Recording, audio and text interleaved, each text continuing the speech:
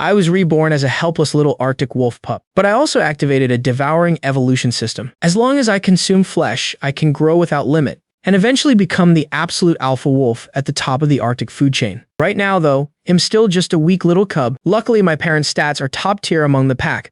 They really stand out. One is rank 4 and the other is rank 6. Because of that, they're the leaders of the pack. Just as I was about to crawl outside the cave to take a look, Mom scooped me right back into her arms. That's when I noticed there was another tiny Arctic wolf pup snuggled up beside her. Looks like Shez, my little sister. She was happily nursing away right in front of me. I crawled over and started nursing, just like her. Suddenly, a mechanical system voice rang in my ears. Consumed Arctic wolf breast milk. Evolution points 0.1. This made me even more excited. I kept drinking the milk and drifted off to sleep to the steady chime of system notifications. A month passed just like that. By now, I'm several sizes bigger than my little sister. My growth rate has absolutely shocked the rest of the pack. By the 3rd day after my rebirth, I could already run and jump all on my own. By the 10th day, I was completely weaned and began tearing into the prey Dad brought back from his hunts. By the 20th day, my size had already far surpassed my sister's. I was even bigger than our cousin, who was already 6 months old. And by the 30th day, my body was almost identical in size to a 1-year-old male Arctic wolf. Now, I've already reached level 3. My HP is at a solid 300 points, and all my other attributes sit at 30. On top of that, I dumped all 10 attribute points from my level 1 level up into speed. That stat instantly skyrocketed to 60. Right now, my speed completely outclasses anyone at my level. Honestly, even Mom can't keep up with me anymore. In this world, speed is king. With this kind of speed, even if I can't win a fight, I can always escape. Just then, a deep howl from a male Arctic wolf broke my train of thought. I looked up and saw Dad gathering the pack. They were getting ready to head out for a hunt. I hear this howl almost every single day because Dad and Mom have to go out hunting every morning. But the environment here is incredibly harsh, and species are scarce in the Arctic to begin with. Every time they go out, they bring back next to nothing. As for the larger, more common animals, the pack doesn't dare target them.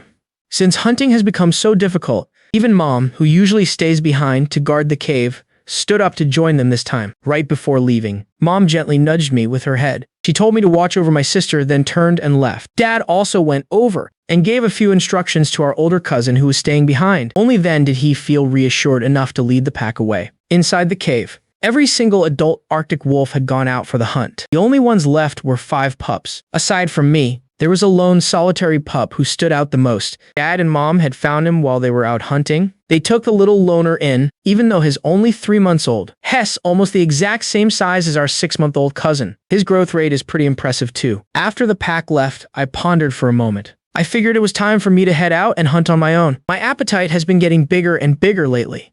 I eat even more than an adult Arctic wolf, and Dad and Mom are already pushing themselves to the limit just to find food. They've gotten noticeably thinner over the past few days. It's obvious they have been skimping on their own meals just to feed me and my sister. That made me realize it's time for me to carry my own weight. Besides, with the devouring evolution system, I'm destined to step out, fight, and kill. No time like the present. I gave a quick howl to let my cousin know I was leaving. She howled back twice, trying to stop me, but I completely ignored her and walked straight out of the cave. The Arctic is a brutal wasteland of endless ice, snow, and relentless winter. Temperatures easily drop to -40 or 50 degrees. Even though I was reborn as an Arctic wolf, the moment I stepped outside, the bitter Arctic winter chill pierced right through me. Just then, the cold mechanical voice of the system rang out. Severe weather warning. Taking damage. HP 1. Severe weather has doubled the host's stamina consumption. Please conserve your energy. This notification made me realize I couldn't afford to stay out here for too long. Taking a sharp breath of the freezing air, I began to venture further away from the cave. I originally planned to follow Dad's trail to hunt, but on my way, I stumbled upon several nests of Arctic hares. They were busy nibbling on the moss beneath the snow. With a thought, the attributes of the Arctic hares not far away materialized right before my eyes. The highest level one among them had actually reached level 3. Its speed attribute was at a terrifying 53. No wonder Dad and Mom usually ignore them. Trying to catch these things is just a massive waste of energy. But for me, it's a walk in the park, suppressing my aura. I lowered my body to the ground and crept forward. When I got within 10 meters, the Arctic hares finally spotted me and began to scatter in a blind panic. I lunged forward with an explosive leap, unsheathing my razor-sharp claws midair. I came crashing down. My heavy claws slammed violently into the neck of the adult male Arctic hare. The male hare collapsed instantly into the snow, Without missing a beat, I spun around to chase down the rest. I managed to take down several of the younger ones too. Half an hour later, 6 Arctic hares lay scattered across the blood-stained snow. By now I had burned through most of my stamina. I walked straight over to the male hare's carcass and tore into it with massive bites. Ding! Host consumed an Arctic hare. Obtained 1 evolution point. Hearing the system confirmation, I began to wolf down the meat even faster. Consuming any new type of food grants evolution points. However, the points are only high during the initial taste. After devouring the adult male hare and one of the young ones, the evolution points gained had already dropped to 4.1. With 2 hares in my stomach, I stopped eating. I picked up the remaining Arctic hare carcasses in my jaws and turned back toward the cave. 6 Arctic hares lay scattered across the snow, and ID already burned through most of my energy. I walked straight up to the carcasses and began tearing into them. Ding! Host has consumed an Arctic hare. Gained 1 evolution point. Hearing the system notification in my ear, I started devouring the food even faster. Devouring any new kind of food grants evolution points, though it's always highest when I first taste it. The early points are the most generous after finishing off a male Arctic hare and a pup. The evolution points gained had already dropped to 4.1. With 2 hares in my stomach, I stopped eating. I picked up another hare carcass from the ground and headed back to the cave. But what I didn't know was everything that had just happened had been completely spotted by explorers in an off-road vehicle far away. After making 2 trips back and forth, I finally managed to carry the remaining 4 Arctic hares all the way back to the cave. The moment my cousin, little sister, and the other pups saw them, they immediately started howling, their eyes completely full of surprise and adoration. I let out a low growl, carrying the carcass of an Arctic hare pup in my mouth, and dropped it right in front of them. Once they had my permission, the pups began to tear into the food with pure joy. The lone pup in particular even tried to steal meat from the weaker ones, snatching right from my cousin's share. The moment I caught him, I swatted him away, sending him flying 3 or 4 meters. I let out a couple of angry snarls. Scrambling back up, the lone pup panicked and quickly whimpered to apologize, letting out a low, submissive whine. The law of the jungle, where might makes right, was perfectly on display once again. After whining submissively for what felt like forever, he watched me crawl back to the den, and only then did he gingerly approach the Arctic hare carcass again. But this time, he didn't dare have any thoughts of stealing food. He just took a few cautious bites of the fresh meat and tiptoed back to his spot. The lone pup, who used to boss the other cubs around, had definitely learned his lesson today. While his eyes showed deep fear, there was also a lingering hint of wild defiance he couldn't quite understand. Why the little runt who used to be too weak to even stand straight could overpower him so effortlessly now? On top of that, my size was now significantly bigger than his. His tiny eyes were filled with nothing but utter confusion, but no one was going to explain it to him. With an Arctic hare devoured, the 4 pups ate until their bellies were completely round and stuffed. As for the remaining 2 Arctic hare pups, those were left for Wolf Mom. In the blink of an eye, night fell. Wolf Mom and Wolf Dad dragged their exhausted bodies back into the cave. They had only managed to scavenge half a carcass. The leftovers of a polar bear's seal hunt were nowhere near enough to fill their stomachs. In fact, it wouldn't even replenish the energy they had spent today, and their own pups would have to go hungry tonight. At that thought, Wolf Mom let out a frustrated, low growl. If things kept going like this, the pack wouldn't survive much longer. Suddenly, Wolf Mom's nose twitched. She caught a strong scent of blood wafting out from deep inside the cave.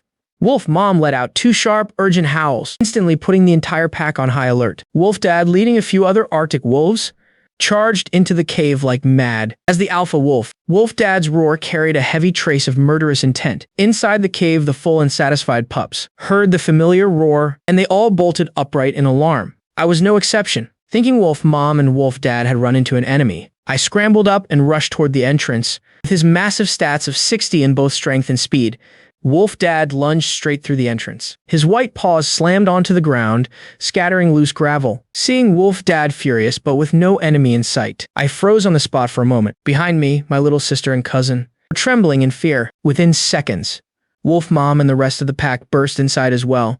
They scanned the cave, and only after seeing that all the pups were safe and sound did their bristling fur finally begin to smooth down. Wolf Mom gave a soft whine, leaning in to lick my sister and me repeatedly. By then, I figured out the reason for their sudden fury. Letting out a low whimper, I turned around and dragged out the remaining 2 Arctic hares from the back of the cave. The scent of blood had been coming from them. But where did this food come from? Arctic hares are incredibly hard to catch. Could one of the pups have actually hunted them? Wolf Mom turned her head, looking at me with total bewilderment. I let out a firm bark to confirm her suspicions. For a moment, every single Arctic wolf in the pack stared at me in disbelief. Who could have imagined that a mere 1-month-old pup could already hunt Arctic hares all on his own? His growth rate was just unnaturally fast. If this kept up, wouldn't he surpass them in no time? At this very moment, the way the adult wolves in the pack looked at me completely shifted. Wolf Mom let out a low huff. Being the first to break eye contact, she was merely amazed by how quickly I was growing. She didn't overthink it beyond that. Wolf Mom picked up one of the hare pups, since she had given birth not long ago. Her body desperately needed the nourishment. As for the remaining one, after the pups made it clear they were stuffed, Wolf Dad tossed it to the other female wolves. As for the male wolves, they all silently trudged back to their usual spots in the cave and went to sleep. After all, sleeping was the best way to conserve energy. Having eaten a small portion of the Arctic hare, Wolf Mom finally regained some of her strength. Even though she clearly wanted to finish the rest of it, she forced herself to hold back. In a hidden corner where the other wolves couldn't see, she secretly hid the remaining meat away from my sister and me. Then, she let out a couple of soft whimpers to quietly let us know. No matter how much I tried to refuse, Wolf Mom stubbornly insisted on leaving the food for the two of us. Seeing this, I couldn't help but sigh from the bottom of my heart. At the same time, I knew I had to work even harder to evolve. Only then could I ensure my own survival and make sure that Wolf Mom and Wolf Dad wouldn't have to exhaust themselves running around for a scrap of food. I will become the true ruler of the entire Arctic, the alpha wolf at the absolute top of the Arctic food chain. With grand visions of the future in mind, I curled up next to Wolf Mom, preparing to sleep. I needed to recover my energy so I could go out and hunt again tomorrow. When I woke up the next morning, I realized that Wolf Mom, Wolf Dad, and the other adult Arctic wolves were already missing from the den. They had clearly headed out early to forage for food. Meanwhile, the other pups were still fast asleep, snoring away. I stepped out of the cave, letting out a long, resonant howl into the snow-blanketed Arctic. It looks like I'll be surviving here for a very long time. Once my howl died down, I realized my stomach was growling again. I decided to head back out and try my luck. I hadn't gone far before the faint metallic scent of blood caught my nose. Following the scent, I advanced step by step. After 10 minutes of careful tracking, I stopped behind a thick patch of brush, looking out into the distance. The source of the bloody scent quickly came into view. It was the carcass of a level 7 Arctic reindeer. Normally, it would take the entire pack working together to bring down a target like this, but right now, a massive level 7 male Arctic reindeer was just lying there right in front of me. Looking closely at the carcass, there were no signs of tearing or bite marks, only fresh crimson blood pooling from its neck and limbs. This sight left me completely bewildered. What kind of animal could take down a massive male Arctic reindeer this effortlessly? Could it be a polar bear? But if a polar bear killed it, why would it just abandon the carcass here? Only after repeatedly ensuring the surroundings were completely safe did I cautiously approach the reindeer's body. This Arctic reindeer had to weigh at least 200 to 300 pounds. Even a whole wolf pack couldn't finish it in one sitting. Upon closer inspection, I quickly noticed something bizarre about the carcass. The antlers were missing, cleanly severed as if cut straight off with a knife. The wound was perfectly precise. There was absolutely no way an animal's teeth did this. Could humans have hunted it? When antlers haven't fully calcified, they're prized as velvet antlers. Plenty of people pay a fortune to buy such rare medicinal ingredients. The fatal wound on the reindeer's neck was a deep punctured hole. A wound like this could only be caused by a firearm. All signs pointed to one conclusion. This reindeer definitely died at the hands of humans. That explains why only the most valuable antlers were taken. Realizing this, I drew a sharp breath. It seems the Arctic isn't as safe as I thought. 55. Not only do I have to constantly face the risk of starvation, not only did we face the constant threat of starvation, but I also have to look out for these poachers. A sudden sense of crisis washed over me. I need to speed up my evolution. Without hesitation, I buried my face into the Arctic reindeer carcass and began to feed. The reindeer had died recently, so the body hadn't completely stiffened yet. I tore off a chunk of tender meat from its chest. Host consumed Arctic reindeer meat. Gained 3 evolution points. My eyes lit up with the very first bite. 3 evolution points. As expected of an Arctic reindeer, I kept devouring the meat. The system notifications chimed continuously. Though the points slowly diminished from the initial 3, after consuming about 5 or 6 pounds, I felt about 70 to 80% full. I decided to stop there. After all, in this freezing wilderness, overeating would only slow down my movements. Right now, I have over 70 evolution points. I'm less than 10 points away from evolving again. Utilizing my human intelligence, I found two thick branches and wedged them under the carcass. This reduced the friction as I slowly dragged it back toward the cave. Without this clever trick, even an alpha wolf would struggle to haul a reindeer back to its den alone. But right at that moment, a feline predator covered in grayish-white spots caught the scent of blood and tracked it down. Crouching low in the brush, it confirmed I was just a lone wolf and bared its razor-sharp fangs. It was a lynx, pound for pound. Felines are almost unmatched kings of combat, with its thick, powerful limbs and incredible stamina. It was a natural-born hunter. This lynx had been starving for 2 days. Yet even with food right before its eyes, it suppressed its wild impulses, silently waiting for the perfect opening. As I put all my weight into dragging the carcass, I slipped, lost my balance, and tumbled to the ground. The lurking lynx instantly sprang from the brush, pouncing at me. Damn it, a lynx. Its stat panel flashed before my eyes. Level 4, HP 392, Speed 53.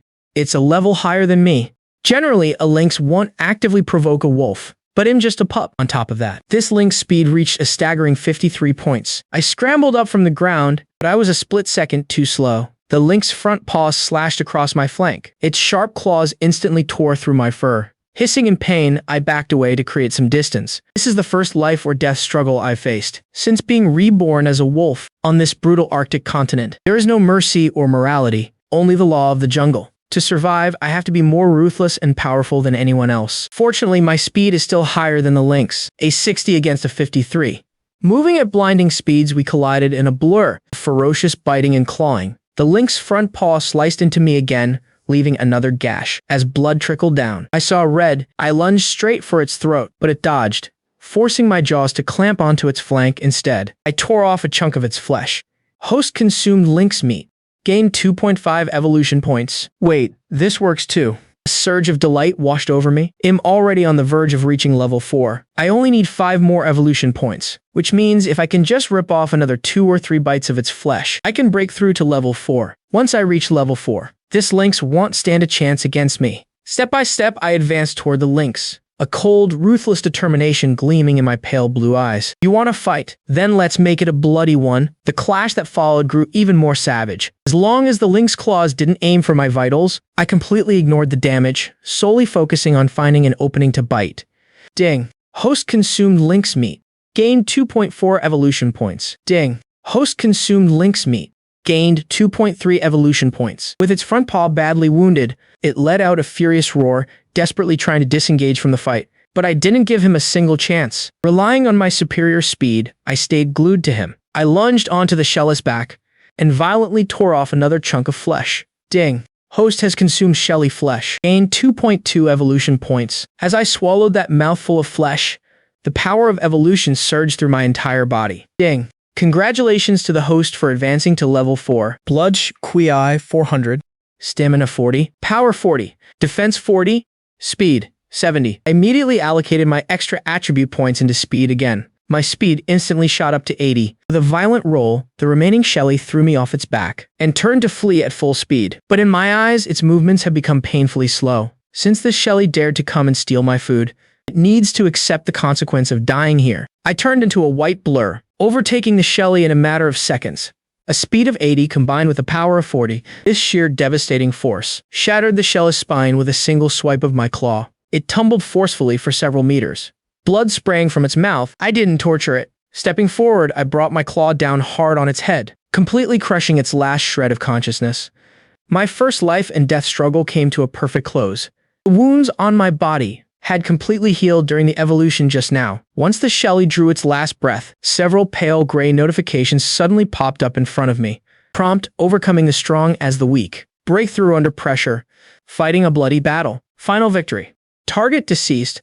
Combat rating S grade. For achieving an S grade combat rating this time, you have acquired the D grade hunting talent. This caught me completely by surprise. I didn't expect to get extra rewards from a life and death fight. Once the D grade active talent hunting is activated, it increases movement speed by 50%, increases attack power by 50%, increases aura concealment coefficient, duration 60 seconds, cooldown time 24 hours. My eyes lit up. This talent is a massive boost to my strength. First, I hid the Shell's carcass. Deep inside a dense patch of shrubs, I'll drag the Arctic reindeer back to the cave first, then return for the Shelly. When I tossed the 2 carcasses down in front of the little ones, The way they looked at me was exactly how they used to look at Father Wolf. In fact, it was filled with even more awe and worship. The shellless meat provides me with a lot of evolution points, so I didn't let them touch it. Instead, I pushed the Arctic reindeer toward little sister and cousin. Eat up!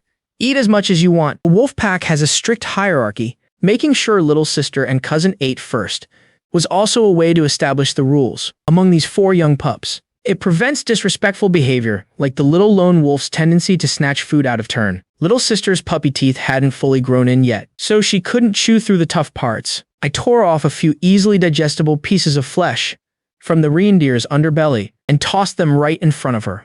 Little sister let out a tender, high-pitched howl, expressing her affection and dependence on me. After little sister and cousin ate their fill, I let the little lone wolf and the gray-white pup take their turns. The little lone wolf was already starving, rushing to the reindeer's carcass and tearing into it ravenously. I curled up behind a rock and drifted off to sleep. Pushing my limits against that Shelly today really took a lot out of me. Once little sister was full, she came back to my side, snuggling close to me to sleep. In a flash, night had fallen. When I woke up, I noticed that Father Wolf and Mother Wolf still hadn't returned. Walking to the cave entrance, a blast of freezing wind hit me right in the face. I strained my eyes into the distance, noticing that the icy gale was growing more ferocious by the minute, kicking up the snow and ice from the ground. Aunt, tell me a blizzard is coming? My heart sank. The fact that Father and Mother Wolf haven't returned might be because of this, but they are both experienced hunters. They've probably found a place to take shelter from the storm. Returning to the cave, I saw that cousin was still awake, keeping the first watch.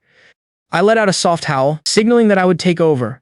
Cousin gave 2 grateful whimpers and went back to sleep. The current cousin no longer looks down on me as just a little brother. Instead, she treats me like the alpha. Throughout the night, the blizzard outside the cave raged harder and harder. An Arctic tern actually flew into the cave entrance. Trying to escape the storm, capitalizing on my incredible speed, I leaped into the air and swiped it down with a single claw. After a quick plucking, I devoured it. Ding. Host has consumed an Arctic tern, gained 1.5 evolution points. Over the next 7 days, the blizzard started and stopped intermittently. But the blizzard also raged on and off for the next 7 days, only completely clearing up today. I had already finished off the Shelly carcass in the cave, which provided me with over 20 evolution points.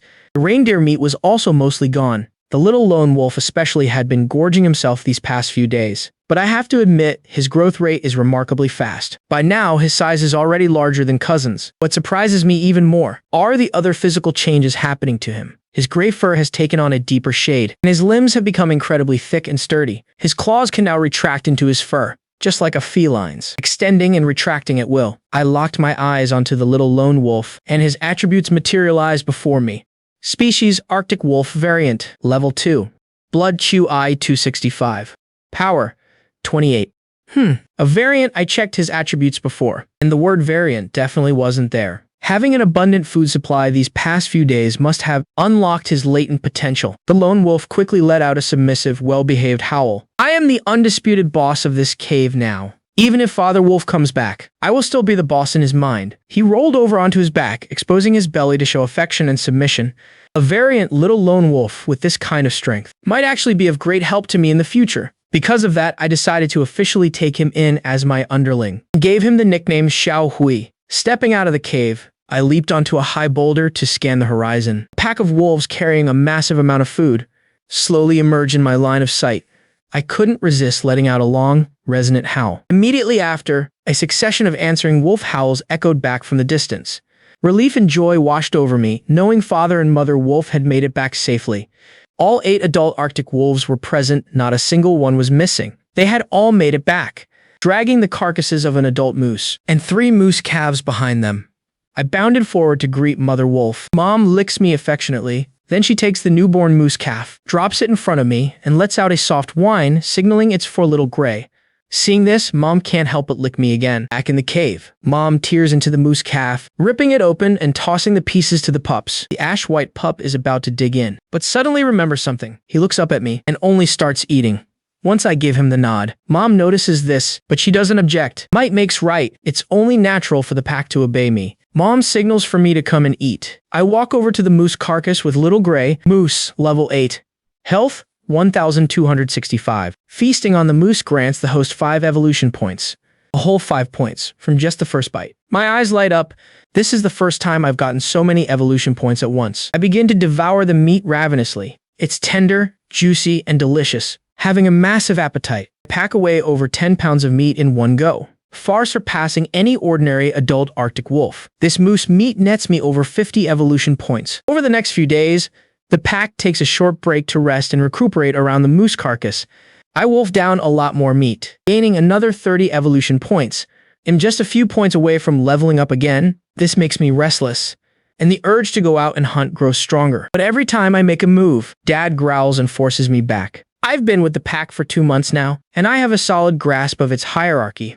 As the alpha, Dad holds absolute authority. To defy him, I would have to challenge and defeat him. But I choose not to. Dad needs his authority to maintain order. If I defeat him, his respect within the pack will be utterly destroyed. I plan to sneak out this afternoon while Dad is asleep. In a flash, afternoon arrives. To conserve energy, Dad is fast asleep on the ground. I quietly get up and slip out of the cave.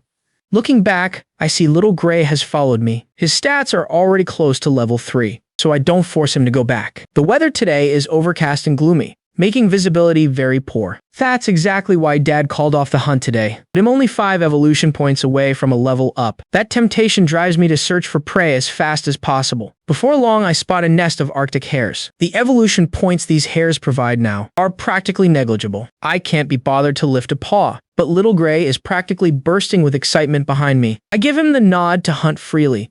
Go get him. Little Gray joyfully dashes toward the Arctic hares. He has absolutely no hunting skills. He just charges blindly.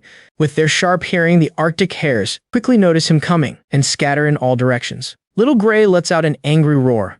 I shake my head, walk over, and smack him. Next, I show him what it means to stay low and keep hidden. Little Gray takes it very seriously, practicing over and over. I keep searching for prey while guiding him along. Suddenly, a sixth sense makes my first stand completely on end. I pin Little Gray down into the brush with one paw, quickly hiding myself as well. Sure enough, a few seconds later, a massive, lumbering 7-foot grizzly bear emerges from the bushes. He strips berries off the branches and stuffs them into his mouth. Male grizzly bear, level 11, health 1,859, strength 113. The grizzly's stats are terrifying. At my current level, I could easily run away, but Little Gray wouldn't make it. I pin Little Gray down firmly, keeping him completely still. We can't let the grizzly notice us. Luckily, the grizzly doesn't sense the 2 wolves, hiding just a short distance away. Once he finishes the berries, he casually ambles off. This close encounter sparks a fierce determination in me. The urge to evolve grows even stronger. One day, grizzlies and polar bears will be on my menu too. Continuing our search, we finally spot a lone female muskox. She isn't fully grown yet, making her relatively small. Species stats, level 6. Health 1,058. Time to take a gamble. I take a deep breath. Baring my sharp fangs, I signal Little Gray to stay down in the brush and not move. This muskox weighs a good 400 to 500 pounds, several times my current weight. Getting caught by those horns would definitely leave a mark. I slowly stalk forward through the snow. Separated from her herd, she is frantically searching for her mother's tracks, completely oblivious to the danger creeping up on her. Right at this moment, this scene is caught perfectly by Tiffany, an explorer sitting in an off-white SUV not far away. Tiffany is a 23-year-old blonde from Norilsk, Russia, and a wildlife researcher. For the past few days, she has been in the Arctic, filming and running a Facebook live stream, looking at the Arctic wolf getting ready to hunt the lone muskox. In the distance, she gets the feeling she's seen this wolf before. That pure, flawless white fur leaves a lasting impression. Oh my god, this is absolutely insane. Comments start pouring into the live stream chat. A mix of doubt, amazement, and analysis. Meanwhile, my eyes flash with pure predatory savagery. This muskox is a level 6 with high health and solid defense, but with my speed, I definitely have the upper hand. Moving like lightning, I burst forward at extreme speed and swipe my claws violently across the muskox's eye. The muskox roars in agony, picking up snow as she charges wildly at me. I leap sideways, perfectly dodging her furious attack. Missing her target, the muskox wheels around and charges again. I lock my eyes on her. Just as she closes in, I deftly slip past her charge, flash my claws, and slash deep, bloody gashes across her neck. Attacked again, the muskox goes completely berserk, but this time, she slows her charge. Anticipating where ill dodge, Shez getting smarter. Under the relentless assault, the muskox flew into a complete frenzy, but this time, it slowed down as it charged. It was waiting to see where I would dodge. It was getting smarter. But to my surprise, the muskox driven purely by its primal instincts, suddenly went into a frenzy. Still, I didn't hesitate for a second. Leaping into the air, I pounced onto its back and tore off a huge chunk of its flesh, but I was quickly bucked off. The musk ox's heavy hooves came stomping down with lethal force. Taking a hard hit, I barely managed to roll out of the way. Then, I swallowed the flesh I had just ripped off. Ding! The host has consumed a musk ox. Gained 5 evolution points. My evolution points have finally reached 160. The goal of this hunting trip has officially been achieved. Congratulations to the host on reaching level 5. Vitality, 500. Speed 90. I'll allocate the bonus attributes to speed as usual. My speed has reached 100. A speed attribute of 100 means that in the entire Arctic, I can practically come and go as I please. And as for this musk ox, it's time to finish it off once and for all. Bearing my razor-sharp fangs, I charged at the musk ox at full speed. I moved so fast that the musk ox, whose eyes were already injured, couldn't track my movements at all. All it could sense was a white blur swarming all over it. My sharp fangs plunged violently into its throat. The musk ox thrashed wildly, trying to shake me off, but it failed. I clung to it like an octopus, locking it in a death grip. My claws repeatedly slashed across its belly and throat, carving deep wounds.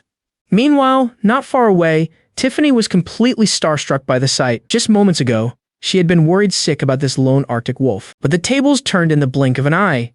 She finally glanced down at her screen, only to find that the live stream viewership had skyrocketed to over 3,000. Beautiful, wonderful wildlife. Sorry, I take back what I said earlier. Tiffany replied to the chat with a smile. Thank you all for the love. I will definitely keep a close eye on this white wolf. With a resounding triumphant howl, the musk ox finally crashed to the ground. As I let go of its throat, several system notifications popped up before my eyes. Overcoming odds. Mid-battle, breakthrough. Perfect dodge. Ultimate victory. Target is deceased. Battle rating S grade. Rewarded with 10 potential elixirs and 3 evolution elixirs. I let out a long, ecstatic howl. It seems as long as I show enough highlights during a fight, I can pull off a pretty great rating. I began to tear into the musk ox, devouring its flesh. Ding! The host has consumed a musk ox. Gained 4.7 evolution points. After stuffing myself with 7 or 8 pounds of meat, I stopped eating. It provided over 40 evolution points, which were stored for later. Entering the cooldown period, the sky grew completely dark. My blue eyes turned into a glowing, piercing green in the night. Not far away, Tiffany was getting ready to leave. She drove off into the distance. I then called over Gray, who had been hiding the entire time, to come and eat. Having crouched in the snow for hours, Gray was completely numb from the cold, but he happily trotted over and began to feast. I found a couple of sturdy branches nearby to help haul the musk ox back to the cave. A single musk ox is enough to feed the entire pack for several days. On the way back, we ran into a small pack of 3 Arctic wolves. Their strongest male was only level 5, sensing that I wasn't one to be messed with. They wisely backed off and retreated. Just as we approached the cave, I spotted Alpha Wolf on patrol. I leaped onto a massive boulder and let out a long howl. Hearing the howl, Alpha Wolf looked over. The kid is back. The anxiety that had been weighing on his heart finally vanished when he woke up and found that Gray and I were gone. He had been worried sick the whole time. Of course, as the undisputed leader of the pack, he was also furious about my unauthorized departure. However, his keen sense of smell caught a heavy, overwhelming scent of blood in the dead of night. He caught a glimpse of the massive bloodstains on my snow-white fur and couldn't help but bare his fangs. The kid is hurt. Letting out an angry roar, he dashed over. The moment he reached me, he began licking me all over to check for wounds. But he quickly realized that the scent of blood wasn't coming from me. I gestured for Alpha Wolf to look behind me. He saw Gray dragging the musk ox, and then he saw the massive carcass itself. He was completely stunned. A musk ox of this size. Something even he wouldn't dare to provoke. Alpha Wolf, who had originally intended to give me a harsh lesson, went dead silent at the sight of the carcass. Nudging me with his head, he realized my size was already catching up to his. The sheer power, the size, the ability to hunt down such prey. This kid has seemingly surpassed him. Alpha Wolf helped drag the musk ox back into the cave. Wolves have an incredible sense of smell, so the entire pack inside was awakened by the strong scent of blood. They stared at the musk ox carcass, completely dazed. Did the Alpha go out and hunt this alone? It wasn't until Alpha Wolf let out a low growl and looked at me that the pack realized this musk ox had actually been killed by me. The way they looked at me now held a distinct layer of awe and reverence. Several she-wolves whined softly as they approached, helping me groom and clean my bloody fur. And even wagging their tails slightly, they were showing their affection for me. It wasn't until Mother Wolf bared her fangs and glared at them that the she-wolves tucked their tails and scurried away. Thank goodness Mother Wolf stepped in to break it up. Otherwise, I would have been deeply uncomfortable. Having the mind of a human, I really couldn't bring myself to get all cozy with a pack of female wolves. I let out a low growl inviting Alpha Wolf to eat, but Alpha Wolf remained silent. He didn't say a word, because strength is everything. Within the pack, my current strength already posed a threat to Alpha Wolf's status. That was the real reason behind his brooding silence. Even if it's your own offspring, once they grow up, they have to leave and establish their own territory.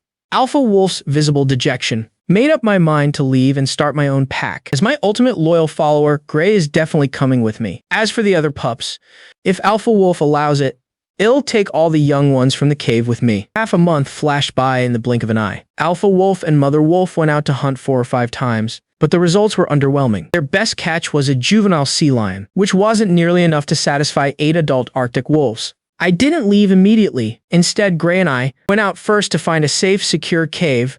Over the past few days, I've packed away another 50 or 60 pounds of muskox meat. The evolution points I'm getting have dropped down to 0.1. Xiaohui ate a bit more. He successfully broke through to level 3. At level 3, Xiaohui is finally able to help me out with some small tasks.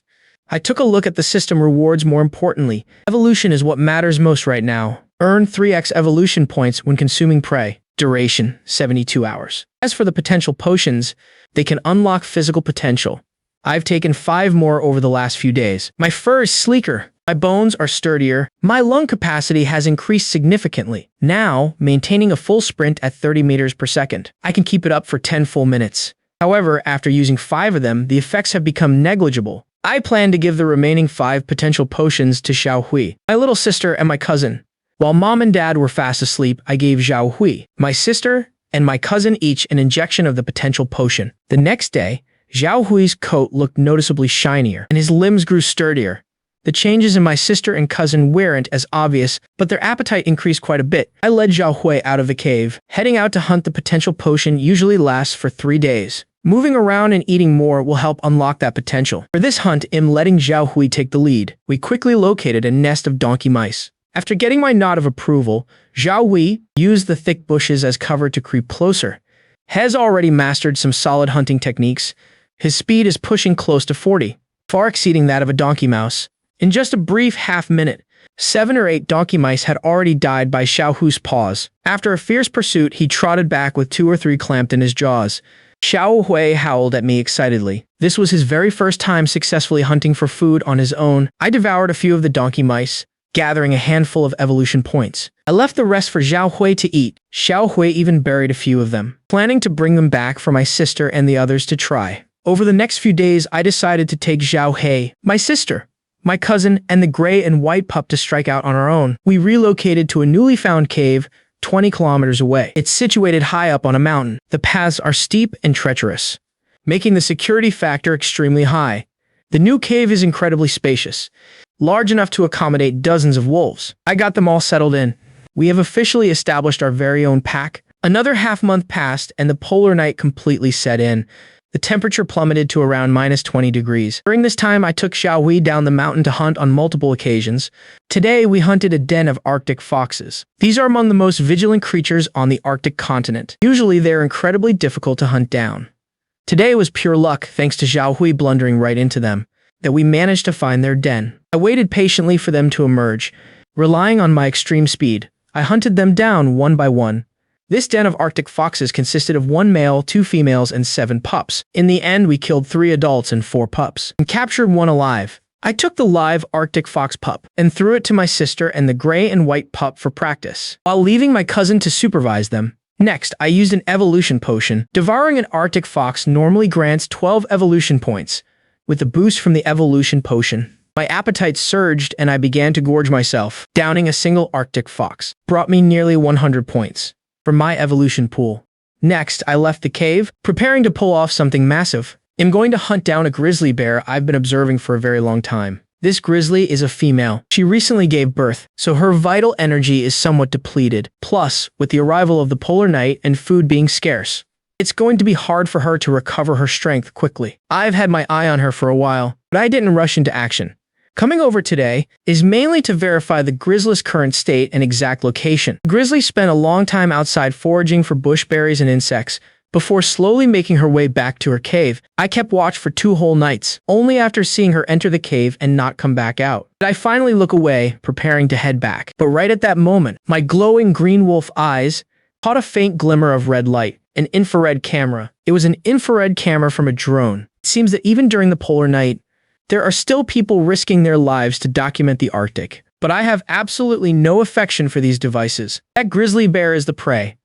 I've marked she belongs to me. With a sudden burst of speed, I closed the distance in less than a second and slapped the camera to the ground with a single swipe. 2 more heavy strikes, and the camera went completely dark. Having taken care of that, I turned around and left. Meanwhile, inside an off-road vehicle 2 kilometers away, Tiffany looked at her tablet, staring at the pitch-black feed with a frustrated expression.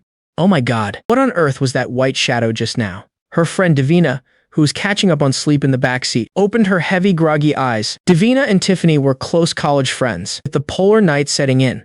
She was worried about her friend going out to shoot footage all alone, so she tag-teamed along.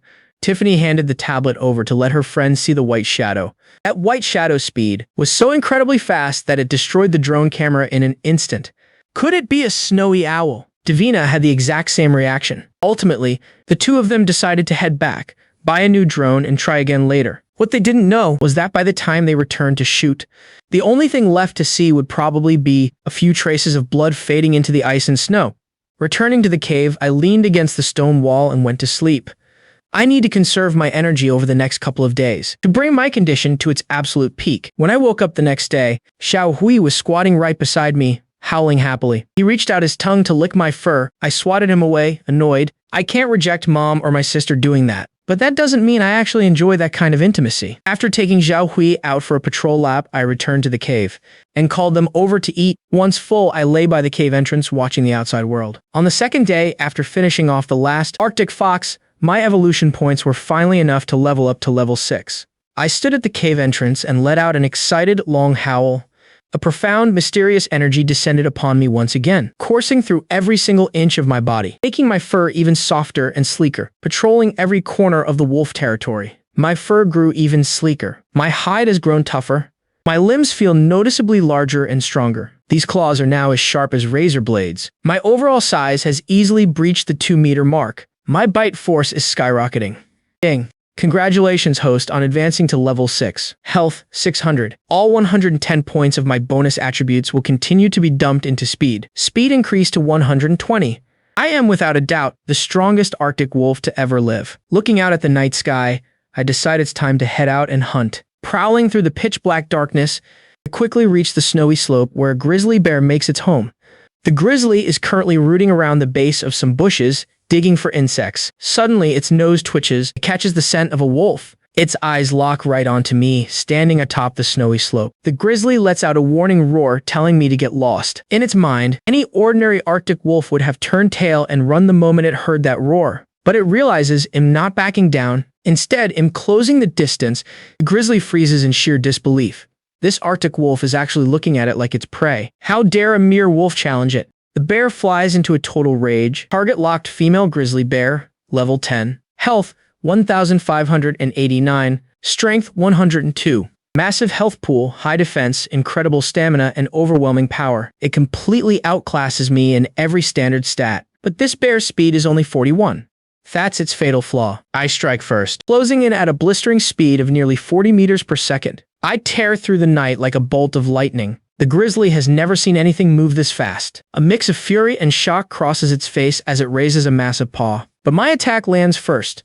Lending 120 speed with 60 strength, I deliver a brutal blow right to the bear's head. My claws rip open a deep, bloody gash. The grizzly roars in agony. It never expected to be wounded in the very first exchange. I twist mid-air and wheel back around. My claws clash against it once more. But this time, the strike doesn't pierce through. Now that the grizzly is actively defending itself, a mere 60 points of strength isn't enough to break its guard. The grizzly spots an opening. It swings its massive paw, aiming a lethal blow right at my head. I dive into a roll, narrowly evading the strike. The heavy paw slams into the snow, leaving a massive crater in the ice. That triple-digit strength is absolutely terrifying. Even a full 10-claw onslaught from me can't match the raw power of a single swipe from him. I have to keep opening up new wounds. I need to slowly shave away that massive health pool. I dash forward once again. Grizzly fixes its glare on me.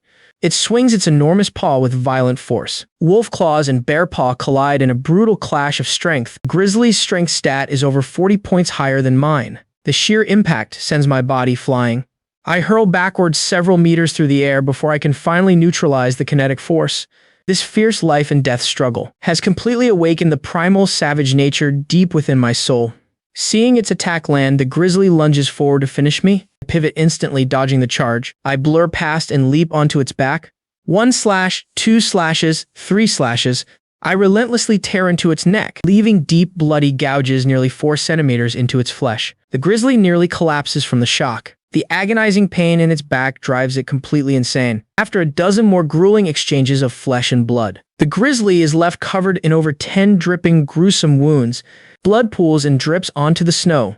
Yet its health pool is so monstrously high that its ferocious, bloodthirsty aura continues to surge unabated. It acknowledges that this Arctic wolf is incredibly powerful, but if the wolf thinks it can kill it, it's dead wrong. Having taken damage in the hunt, my hunter's talent activates. My glowing green wolf eyes bleed into a bloodthirsty crimson scarlet. My limbs expand with raw power once again. A cold, eerie gray light gleams off my claws.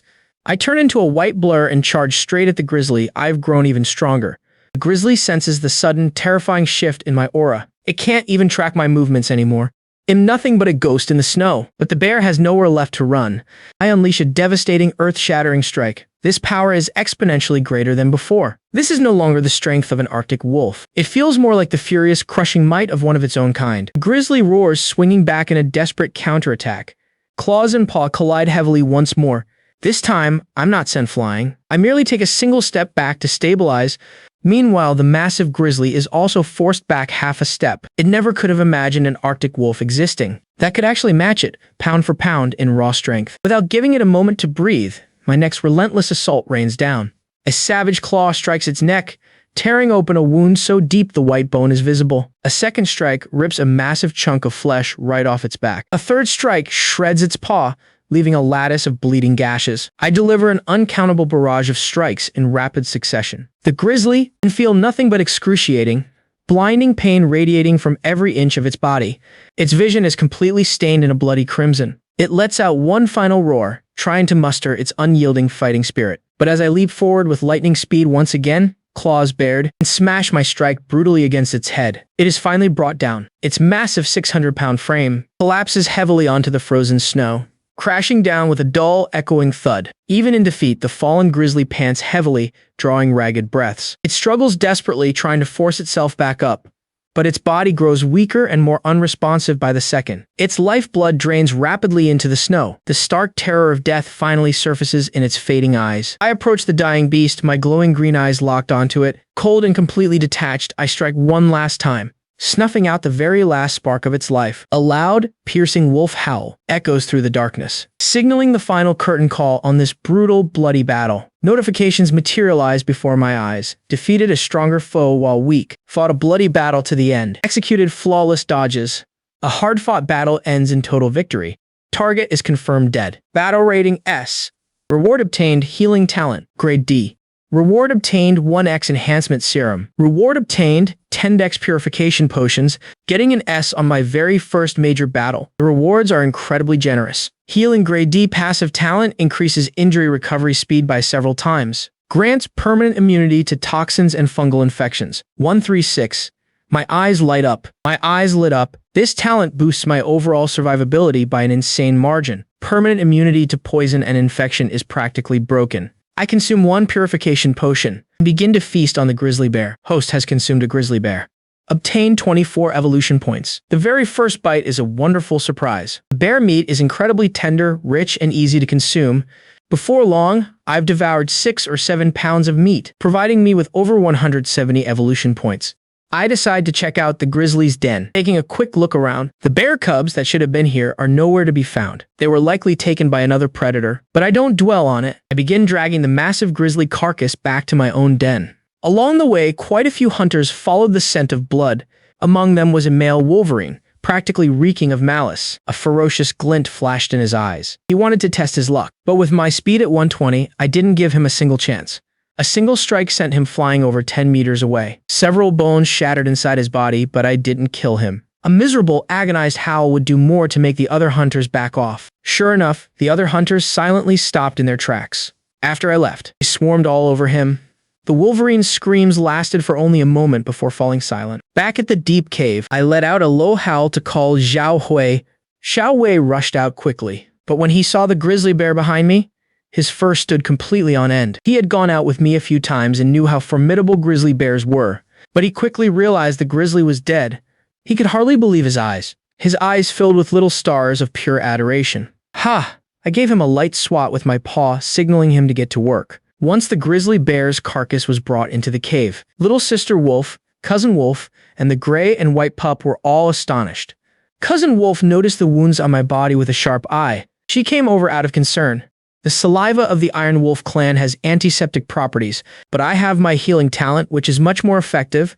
Still looking at Cousin Wolf's worried eyes, I let her be. I lay down to rest. Under the effects of the healing talent, my injuries began to recover rapidly. Time flew by after that. 3 days later, my injuries had recovered significantly. As long as I didn't engage in intense combat, it wouldn't affect me. With the healing talent, a few days were equivalent to nearly a month of recovery time.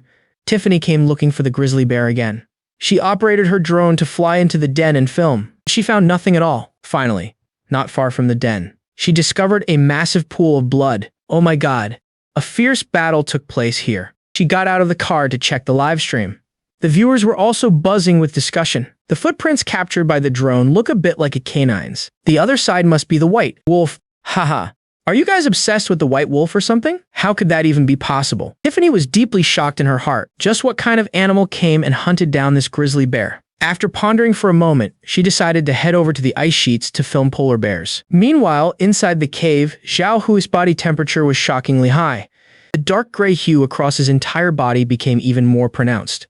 At first, I thought he was sick, but when I pulled up the status panel, I realized he had reached the breakthrough point for level 4. To think he's about to break through to level 4 just by sleeping. I began to study the strengthening serum provided by the system.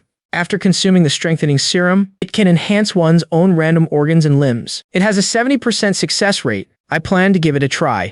Confirm use of the strengthening serum. Use. A surge of scalding energy manifested out of thin air within my body. Wherever it flowed, a burning pain like a scorching fire followed. This energy slowly surged toward my right front paw. Arg! The pain isn't physical. Instead, it feels like it's scorching my bones, meridians, and even my genes. The wolves in the cave fell into a panic. Cousin Wolf anxiously licked my fur. Xiao Hui's fur puffed out completely. As he frantically looked around for whatever was hurting me, Cousin Wolf carefully sniffed around, trying to find the cause. I clenched my teeth tightly to fight the agony. The energy gathered in my right front paw. My bones became tougher. My cells became more robust, although its outward appearance didn't change much. The power it contained far surpassed before. After an hour, the energy finally began to fade. I let out a long howl and dashed out of the cave. I slammed my paw down hard onto a snowbank. The ice and snow shattered and scattered violently. Incredible! The power my right front paw can unleash now matches the attack power I could only achieve. After activating my hunting talent, if I fought that grizzly bear again, it absolutely would not be such a brutal, agonizing struggle. Over the next 10 days, the Arctic remained shrouded in the polar night. Hunting became increasingly difficult with each passing day. Quite a few hunters began to turn on each other. Fortunately, I had stockpiled plenty of food. The Arctic caribou was finished, but there were still over 300 pounds of grizzly bear meat left. My appetite had been massive lately. I alone consumed over 100 pounds of grizzly meat. It provided a significant amount of evolution points, taking me a solid step closer to promoting to level 7. My injuries were completely healed. My strength has returned to its peak. As for Xiao Hui, when he broke through to level 4, he slept like a dead log for 3 whole days. But this stat increase is massive. Health, 513. Strength, 51. Speed, 50. As a mutated species, he is already fully capable of rivaling an ordinary alpha Arctic wolf. If Xiao Hui fought Wolf Tyrant right now, he could easily hold his own. Time to test Xiao Hui's actual combat ability. Today, I took him out to hunt. Xiao Hui took the lead and single-handedly defeated a ferocious wolverine. Plundering 2 Arctic hares, joy of victory made him howl with excitement. As a mutated species, his stamina and damage resistance far surpass ordinary Arctic wolves. After returning to the cave, Xiao Hui distributed the Arctic hares to Cousin Wolf, Little Sister Wolf, and the gray and white pup while he took over sentry duty himself. I lay at the cave entrance, gazing out at the bitterly cold, pitch-black Arctic. This polar night has already lasted for nearly a month. In another 2 months, the light will return. At that time, the migratory animals will come back, beginning a new wave of reproduction and life. However, these 2 months of food scarcity won't be easy for many hunters to survive. But I will use this period to continuously evolve and become the true king of the Arctic. Taking Zhao Hui with me, I searched a vast area across the boundless Arctic continent once again. Yet we still found nothing. Under the polar night, all things are desolate and silent. Standing on a snowy slope, I looked out at our surroundings. Aside from the faint shimmer of the aurora over the distant ice sheets, there wasn't a single trace of life anywhere else. Ultimately, I decided to go check out the ice sheets. Polar bears frequently roam the ice sheet zones, so Arctic wolves don't appear there very often. However, the ice sheets have marine life, meaning food is still relatively abundant. Soon, I spotted flickering dots of light swaying in the distance. Stopping my pace, I looked down from my high vantage point. Beside me, Zhao Hui immediately crouched low, preparing to attack. I recognized what that was, an off-road vehicle. It looks just like the one I saw back when we were hunting the musk oxen.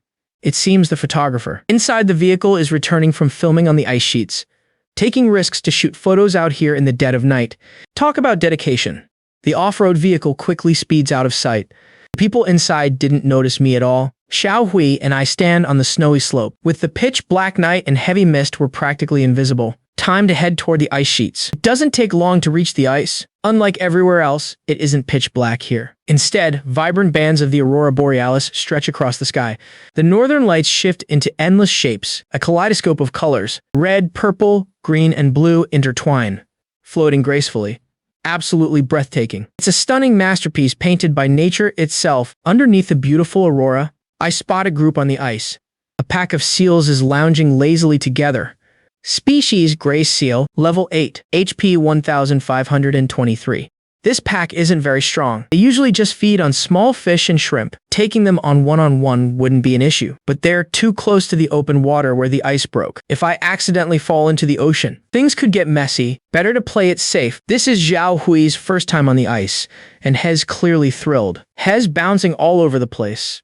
He stops by a gap in the ice, licks the seawater, and winces at the salt, deciding against a second drink. But soon he lies flat against the ice, spotting plenty of fish swimming in the water below. Zhao Hui bats at them with his paws, but comes up completely empty. Frustrated, he lets out a low, irritated howl. This draws curious glances from the seals. I walk over to the opening in the ice, watching the fish dart around below. I swipe downward fiercely with one claw, slashing the back of a fish. Blood disperses into the water. Arctic fish are remarkably swift and aggressive. Missing the catch was within expectations, but the scent of blood is drawing even more of them to the surface. Come to think of it, I haven't eaten fish since turning into a wolf. I signal Zhao Hui to keep watch nearby, and focus my attention entirely on the opening. Soon, an Arctic salmon, about 40 to 50 centimeters long, swims over. I thrust my right paw down, creating a swirling vortex in the water. My claws pierce through the scales, driving deep into its flesh.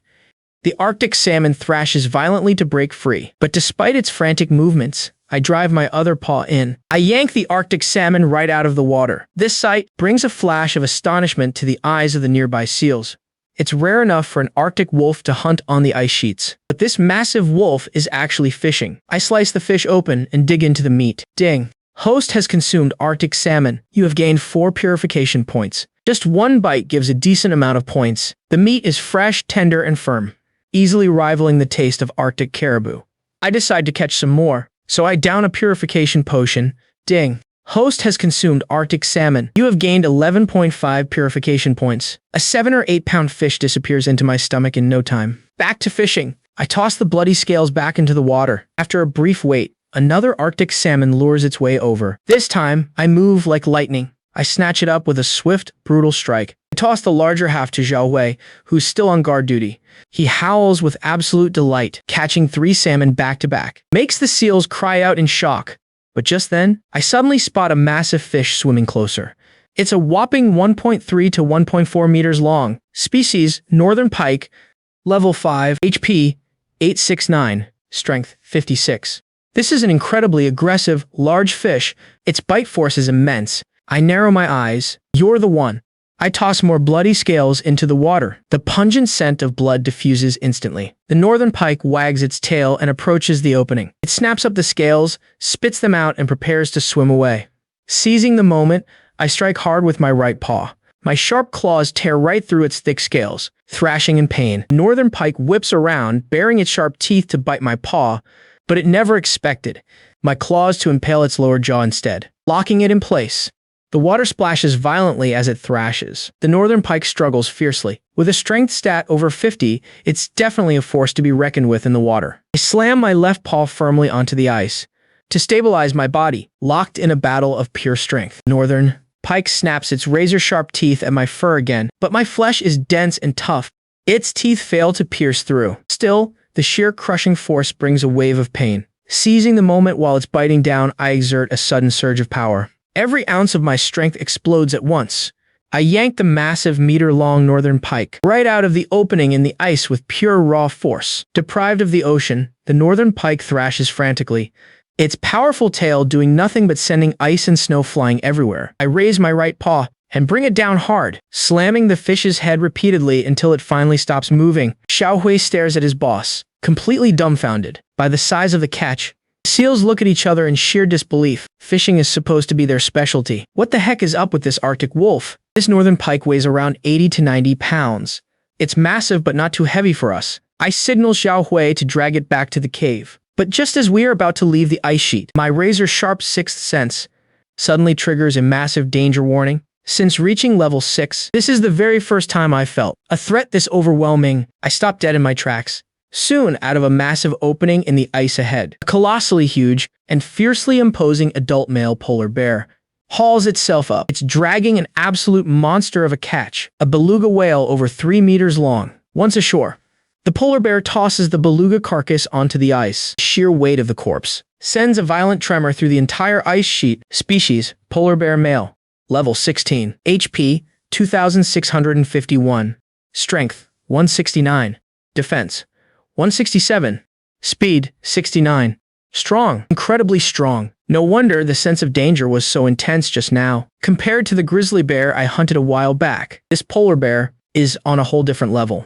The difference is night and day, deadly both on land and in water. Its stamina, strength, and defense are practically unmatched. Talk about a godsend. However, this polar bear had already caught a beluga whale today. It had exhausted a massive amount of energy, and it also noticed the northern pike we caught. It understood we weren't here for its kill. It didn't do anything to us. It simply crouched over the beluga carcass and began to gorge itself. I let out a sigh of relief. I motioned for Gray to drag the northern pike and head out first, forcing its trembling body to move. Gray clamped its jaws onto the pike and slowly backed away. I didn't bolt like a coward fleeing for my life. On one hand, my speed was more than enough to leave that polar bear in the dust. On the other hand, you never show weakness in the wild. Otherwise, it easily triggers the other beast's hunting instincts. Back at the cave, Gray wanted to take the initiative to drag the pike up the mountain, but no matter how hard it tried, it couldn't do it. In the end, it even took a nasty faceplant, getting a mouthful of ice and snow. Ultimately, I was the one who dragged the northern pike back into the cave. I tossed the 7 to 8 pound Arctic cod to cousin, sis wolf, and the gray-white little pup, but the 3 wolves had eaten grizzly bear meat today, and their bellies were stuffed completely round. They could only sniff at the fish. They had barely ever left the cave, so naturally they didn't recognize this fish from the Arctic Ocean. Gray strutted over to them, howling and barking, describing just how tender and delicious the fish meat was. Sis wolf patted her little round belly, furious with herself for eating so much earlier. Cousin took a bite to taste it, but didn't eat any more. The food was right here in the cave anyway. It wouldn't make a difference when she ate it. I gutted the northern pike and began to dig in. Chowing down on the northern pike on an empty stomach obtained 15 evolution points. The northern pike provides a decent amount of evolution points. The meat is incredibly fresh and delicious. My appetite was instantly whetted, and I devoured 13 to 14 pounds of fish in one breathless go. Once I was full, I called Gray over to eat. While I walked to the cave entrance to gaze into the distance, I found myself missing Dad Wolf and Mom Wolf a bit. It had been quite some time since I left them. It was about time to go back and visit. The next day, I took Gray out to the ice sheets again. Along the way, I had Gray hunt a few lemmings to use as bait. This time, there were quite a few creatures resting on the ice: seals, sea lions, and various birds. But none of them were easy to hunt. Any creature able to survive the polar night is highly vigilant. Scanning the horizon, I didn't see any trace of the polar bear. I ordered Gray to stand guard, and then began fishing. I gutted a lemming carcass and tossed it into the ice hole. The thick, bloody scent quickly spread through the water. Before long, several fish lured by the bait appeared, fighting each other for the food. I waited for the perfect moment, then struck with my claws, pulling up a pike about 60 to 70 centimeters long. Next, I looked around and noticed quite a bit of marine debris on the ice. Garbage floating from all the major oceans eventually drifts into the Arctic Ocean, piling up here whenever it encounters ice. From amidst the broken ice, I dug out a small, relatively intact fishing net. This net could hold a lot. It would allow us to bring back far more than just carrying them one by one in our mouths. Bringing the fishing net back to the ice hole, I continued fishing. In less than 2 hours, I successfully harvested 7 fish of various sizes. Combined, the catch weighed over 70 pounds. Bringing these back as a homecoming gift for Dad Wolf and Mom Wolf would definitely give them a massive surprise. Once the bait was used up, I taught Gray how to carry the net in its mouth. Gray, whose intelligence is far higher than that of an ordinary wolf, learned the trick after just a few tries. It discovered with sheer amazement that by simply biting down on this single small net string, a whole bunch of fish would follow right along. This seemed to blow its mind, opening up a whole new worldview. On the way back, we didn't run into the polar bear. The dead silence of the wilderness reflected the grim plight of many predators. To conserve energy, most predators were simply hanging on for dear life inside their dens, waiting for that first ray of light to return to the sky. Calculating the time, in just over a month, the polar night in this region would finally recede. Before long, we arrived at the cave where Dad Wolf and Mom Wolf resided. Looking at this familiar cave, I felt a wave of nostalgia. I had lived here when I was just a tiny pup. In the blink of an eye, more than half a year had passed. I let out a long howl to announce our arrival. Dad Wolf's cautious silhouette appeared at the cave entrance, his eyes glowing green in the dark night, quickly locked onto us. He clearly hadn't expected that after venturing out on my own, my size would have grown by yet another massive margin. I had completely surpassed him. Answering with a long howl of his own, he bolted toward us, extending his tongue to affectionately lick my fur. As the alpha Dad Wolf rarely showed such intimate affection, I could tell that seeing me was a genuine, wonderful surprise for him. I also noticed that over this period, Dad Wolf had grown quite thin. It was obvious the pack was having a brutal time surviving the polar night. I motioned for Dad Wolf to look at the fish inside the net, although he had never eaten fish. As an experienced alpha wolf who had seen much of the world, he knew what they were. Caught by the bloody scent, he couldn't help but swallow his saliva. I pulled a fish out of the net with my teeth and tossed it before him. Dad Wolf bit down, but the slippery scales made it impossible to pierce through. Eventually, he tore into the underbelly, ripping off a large chunk of meat. The moment he tasted the fresh, savory flesh, his eyes lit up. In all his years of scraping by in the Arctic, he had never tasted such a delicacy. However, he was quickly pricked by a fishbone, leaving him no choice but to spit it out. That idiot Gray stepped forward, trying to show Dad Wolf that he needed to spit out the bones when eating fish. Shh! I smacked Gray with a paw to make him behave. Dad Wolf is the alpha, after all. He has pride to maintain. Having an idiot like Gray try to lecture him would be worse than letting him figure it out on his own. Dad Wolf signaled for us to enter the cave. Walking inside, I saw the rest of the pack fast asleep. The atmosphere was incredibly dreary. There were even 2 wolves with bloody wounds on their bodies. This filled my initial excitement with a sudden wave of doubt. Could some predator have actually dared to provoke the pack while I was away? Soon I spotted Mom Wolf. Just like Dad Wolf, Mom Wolf had lost a lot of weight and her fur had lost its former luster. Seeing her like this made my heart ache. Awakened by the commotion, Mom Wolf looked up, saw me, and let out a joyous, low whimper. Woken by the noise, Mother Wolf saw me and let out a low, joyful howl. She walked over, affectionately licking my fur. Mom must have thought I hadn't been eating well lately. She let out a low growl, signaling me to follow her to the sleeping area. There she used her paws to dig up a few small voles and some dark, ripe berries, nudging them toward me with her snout. This was probably during the harsh winter, the absolute last of Mom's hidden stash. It was filled with her love for me. It really touched my heart, so I didn't reject it. I quietly ate one of the dark berries. System notice: host has consumed black crowberry. Obtained 6 evolution points. Huh. That works too. It looks like I don't just get evolution points from eating meat. Plant fruits work as well. I quickly ate a few more. My evolution points rapidly accumulated. Xiao Hui dragged the fishing net into the cave. I let out a low howl to tell Mom that I brought her something delicious. Xiao Hui dragged the net right in front of Mom. I had already brutally swatted the fish to death with my claws, giving off a heavy, bloody scent. This bloody scent instantly woke up the other starving Arctic wolves, resting in the cave, and they all scrambled to their feet. Their eyes lit up with hunger. They hadn't eaten in days. To them, this bloody scent was easily the best smell in the entire world. Dad bared his teeth at the pack of starving wolves, snarling a threat. Only then did they back down and behave. A while back, driven by extreme hunger, the pack had tried to hunt a grizzly bear that wandered into their territory, but they failed to take down the grizzly. Instead, 2 of our wolves were badly injured, making things even worse for the already struggling pack. I picked up a pike and the largest salmon in my mouth and brought them to Mom and Dad, leaving the rest for Dad to distribute. Dad set one aside as emergency rations, then distributed the rest to the pack members in order of rank. The 2 adult omegas each got a fish, and the remaining 2 were thrown to the 4 yearlings. This instantly triggered a brutal fight for food. The 2 injured yearlings were quickly pushed out, whimpering pitifully on the sidelines. Mom's eyes filled with astonishment. Even in the dead of winter, her pup was actually able to hunt this much food. She affectionately licked my fur again. Mom finally turned her attention to the fish, ripping it open with her claws to eat. As the fresh, tender fish meat melted in her mouth, Mom's eyes visibly brightened. Dad walked over to join the feast, thoughtfully giving Mom the pieces with fewer scales and bones. The delicious scent of fish and the sound of the pack devouring their meal filled the entire cave. Every wolf that received food licked their spot bone dry, even trying to crunch down and swallow the fish bones. Both Mom and Dad ate their fill from this grand fish feast, washing away the misery of the past weeks.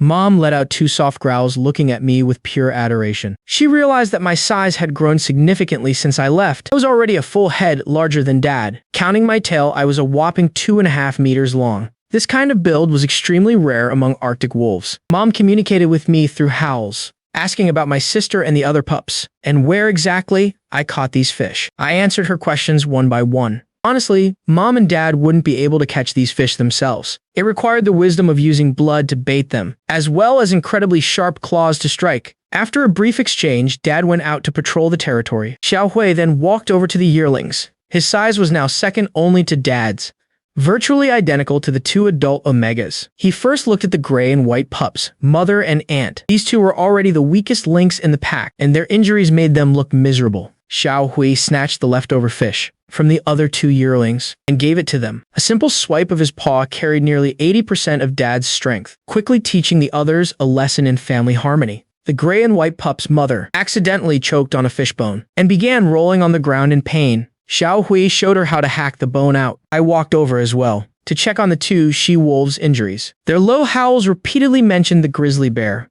Wounds like these could likely only be inflicted by a massive predator, like a grizzly. Having understood the situation, I tore off a few pounds of meat from the pike and nudged it over to the 2 she-wolves. Their eyes overflowed with gratitude. I pondered the few grizzlies in this area. Which one could have clashed with our pack? Bears hold grudges. There is no telling when. It might follow the scent straight to this cave. Well, killing one is no different from killing 2. Bear meat tastes pretty good, and it makes great winter reserves. Mom let out a low howl, asking me to stay for a few more days.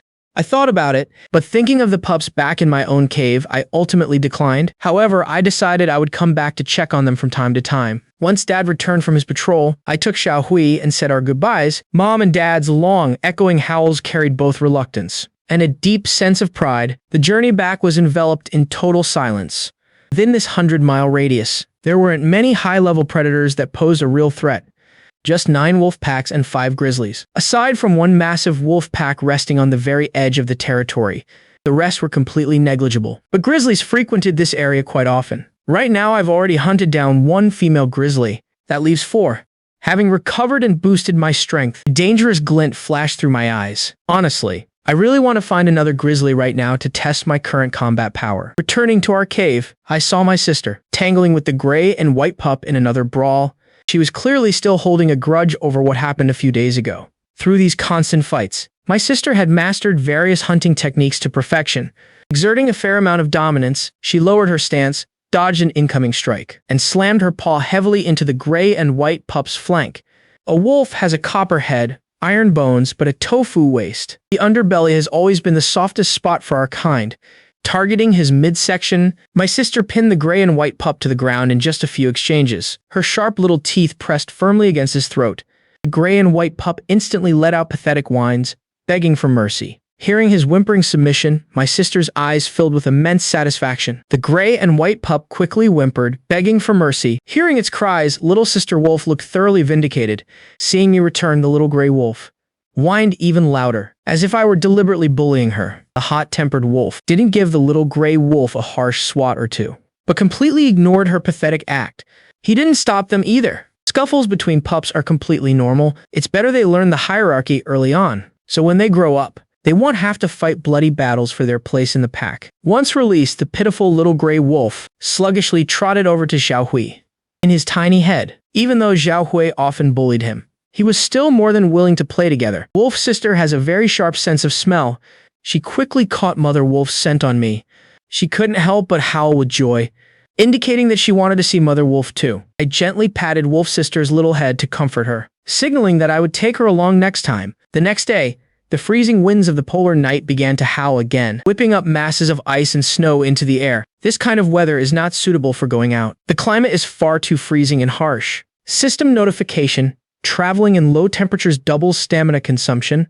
Please conserve your energy. The system prompt, which hadn't appeared in a long time, rang out once more. I took the opportunity to scan the attributes of the other wolves. She has taken another massive step toward level 4. She'll probably break through in another month or two. Xiaohui still has a long way to go before reaching level 5. As a mutant species, once he breaks through to level 5, his combat power will likely crush even the pack alpha. Meanwhile, my own strength is growing the fastest. From hunting the grizzly bear until now, the evolution points I've accumulated mean I'm not far from promoting to level 7. Name: Lin Mo, species Arctic Wolf, level 6. Upgrade requires 640 evolution points. Vitality 6000, speed 120, evolution points 593. Talent: hunting earth grade, healing earth grade. I need less than 50 more evolution points to level up again. I howled, calling the wolves in the cave to eat. There are still about 300 pounds of grizzly meat left in the cave, and 20 to 30 pounds of northern dogfish. Eating grizzly meat now only grants 0.1 evolution points, but the northern dogfish can still provide a decent amount. Freezing temperatures have perfectly preserved the freshness of the fish. As I devoured the fish, the evolution point prompt appeared right on cue. System notification: host has consumed northern dogfish, gained 4 evolution points. After eating about 10 pounds of dogfish, it provided around 20 evolution points. 3 days passed just like that. The freezing wind finally died down. I led Xiaohui out of the cave. We began searching for prey, while also tracking down the locations of several grizzly bears. An hour later, I locked onto the location of one grizzly bear. It's a female that hasn't given birth yet, having hoarded enough food before the polar night arrived. She is currently hibernating through the darkness. This grizzly is located very far from father and mother wolf, so it's not the one the pack clashed with. Let's keep searching. We ran into a lone wolf wandering outside. This lone wolf is about the same size as my cousin, likely a young wolf around 2 years old. Right now, he is skin and bones, his fur completely matted to his body without a shred of luster. Yet despite his weakened state, when he saw us passing by, a fierce glint still flashed in his eyes, and he immediately threw up a defensive stance. This young wolf already understands perfectly that in the cruel wild, survival is never granted to those who bow and scrape. If you want to live, you have to show your fangs. Xiaohui and I had no interest in him. We spared him a single glance and left. Little did we know right after we departed, an equally emaciated lynx, crouching low in the thickets, was inching its way toward the young wolf. A cold light flashed in my eyes as we continued our search. I found the locations of 2 more grizzly bears. One of them was a mild-tempered male, currently foraging for moss and insects near his den. As for the other grizzly bear, it actually possesses level 12 strength. Across its massive frame, there are numerous bite marks and scratches left from previous fights, but thanks to a grizzly's formidable defense, they failed to completely tear through its thick hide. It is currently feasting on a lynx. Aside from that, right outside the den lay another carcass, the skeletal remains of an Arctic wolf with nothing left but fur and bones. Seeing this, I've already guessed the truth. This is the very grizzly bear the pack spoke of. Its location is incredibly close to Father Wolf and the others. A grizzly intruding into our territory is nothing short of a direct provocation. I looked down at the grizzly from a high vantage point for a long time. This battle-hardened grizzly is in peak condition, so I didn't make a reckless move. But just because I didn't move doesn't mean the grizzly wouldn't. Suddenly, armed with an incredibly sharp sense of smell, the grizzly caught something in the air. It snapped its head up, staring straight at me as I stood on the snowy slope. Whether it's because of its previous clash with the wolf pack or something else, this grizzly harbors a deep, burning hatred for Arctic wolves. It let out a ferocious roar, tossing aside the half-eaten lynx carcass, and charged right at me. Normally, even a prior clash with a pack wouldn't provoke such madness, but I didn't back down in the slightest. A ruthless gleam flared in my eyes. Heaven offered you a path, yet you chose to walk into hell. You brought this on yourself. I let out a low growl, signaling Zhao Hui to retreat into the distance first. Under the pitch black night sky, a brutal fight slowly commenced. The grizzly roared as it barreled forward, its eyes filled with boundless rage and resentment. Not long ago, its mate had been hunted down and killed by Arctic wolves. It had visited the site of that slaughter. It could never mistake the lingering scent on the ground. Grizzlies hold terrible grudges. The fire of its hatred stems not just from its mate, but also from its cubs who narrowly escaped death toward their own offspring. Any male creature possesses a natural fierce urge to protect. The grizzly charged up the snowy slope, finding that I hadn't turned tail and run. It reared up and slammed its massive paws down at me. Thud! The heavy paws struck the snowy slope, sending ice and snow flying in all directions. But as the snow settled, the grizzly couldn't see a single trace of me. Immediately after, a heavy blow struck his back. Sharp wolf claws tore through flesh, spraying fresh blood. The grizzly spun around rapidly. A grim gravity filled its eyes. This Arctic wolf was simply too fast. Just now, it hadn't been able to see clearly at all. Exactly when did it get behind him? Moving at over 30 meters per second. Another claw slashed fiercely toward the grizzly's eyes. The grizzly reacted instinctively. It dodged subconsciously, but a deep bloody gash was still left across its head. The grizzly sniffed the air aggressively. A bear's sense of smell is far sharper than a wolf's. Today, its decent intelligence was repeatedly confirming two scents. After a long moment, the grizzly finally made sure. It slowly reared up on its hind legs, a massive bear frame standing well over 2 meters tall. Coupled with the blood dripping from its forehead, it looked utterly hideous and terrifying. The already burning flames of hatred blazed even more fiercely. Grizzlies are omnivores.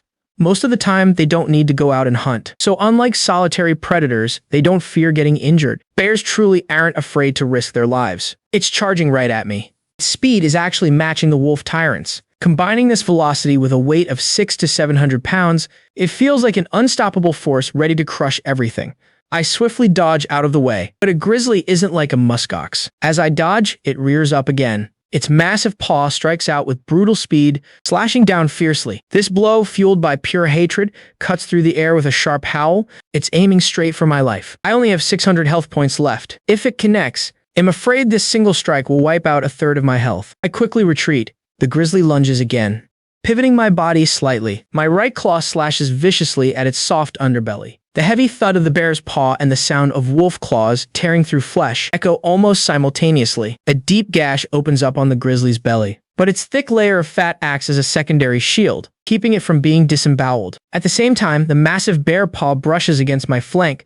Just a graze, yet it burns like fire. The pain costs me at least 20 to 30 health points. This is the terrifying attack power of a grizzly. The grizzly roars. Its paw strikes down heavily once more. I dodge quickly. Soon, the wolf and the bear clash, fighting from the top of the snowy slope to the bottom, and from the bottom of the slope all the way near the grizzly's cave. Ice and snow fly everywhere. Dozens of craters are blasted into the pristine white landscape. Both sides are locked in a ferocious battle. Stamina is draining fast. Several wolf claw wounds cover the grizzly's body. Bloody gashes also stain my own wolf frame, carved out by the bear's razor-sharp claws. Huff. Huff. The wolf and the bear briefly halt their clash, panting heavily. Just then, a high-pitched, immature bear roar echoes from inside the cave. I look over and spot a grizzly cub barely a month or two old. Huh? Since when do male bears raise cubs?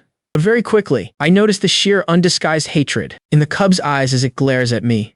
What could a 1 or 2 month old cub possibly understand? I sniff the air. Soon, from the grizzly cub, I catch a familiar scent. This is unmistakably the scent of the female grizzly I hunted down before. In this exact moment, I finally understand. I understand why I didn't find any cubs in the female grizzly's cave back then. I understand why this tiny cub is so hostile toward me, and I understand even more why this male grizzly is attacking me with such maddening fury. It really is a small world for enemies. A ruthless, brutal glint flashes through my eyes. Bears hold grudges, judging by this grizzly's savage onslaught. I know. If I don't slaughter it today, who knows how long it will hunt me down. Seeing the cub come out, the grizzly lets out a long roar, signaling it to go back. Its massive, bear frame firmly blocks the path between me and the cave. Panting heavily, I glare back at the grizzly. The grizzly's endurance is much higher than mine. That frenzied assault just now only consumed about half of its stamina. My own stamina, however, is mostly depleted. This grizzly is far stronger than the female I hunted last time. If this drags on any longer, it'll be the one driven to exhaustion. I must end this quickly. I let out a long howl. Just as I'm about to activate my hunting talent for a life or death gamble, a dark gray wolf silhouette suddenly bolts out from hiding. It's Xiao Hui, the butcher, sensing that his alpha is struggling a bit. Xiao Hui had quietly crept nearby. He doesn't target the overwhelmingly powerful adult grizzly. The moment he leaps out, he charges straight for the grizzly cub instead. Wolves have never reigned supreme through individual strength alone. Coordinated warfare is deeply hardwired into our genes. Xiao Hui wants to use the cub to pin down and distract the grizzly, Hez trying to divide its focus. Seeing Xiao Hui dashing in at full speed, the grizzly loses all reason. It turns and sprints toward its own cub. With its back turned to me, the grizzly has left itself completely wide open. I don't hesitate. With a strike of my right claw, I rip a deep, bloody gash across the grizzly's hindquarters, but the grizzly doesn't stop. It keeps running toward the cub. I leap straight onto its back, baring my sharp fangs, and tear a massive chunk of flesh right off its spine. Pierced by excruciating pain, the grizzly is forced to halt. It rears up, thrashing wildly to shake me off. The grizzly roars in fury. It watches as the gray Arctic wolf closes in on the cave entrance. By animal instinct alone, a grizzly wouldn't easily abandon its cub.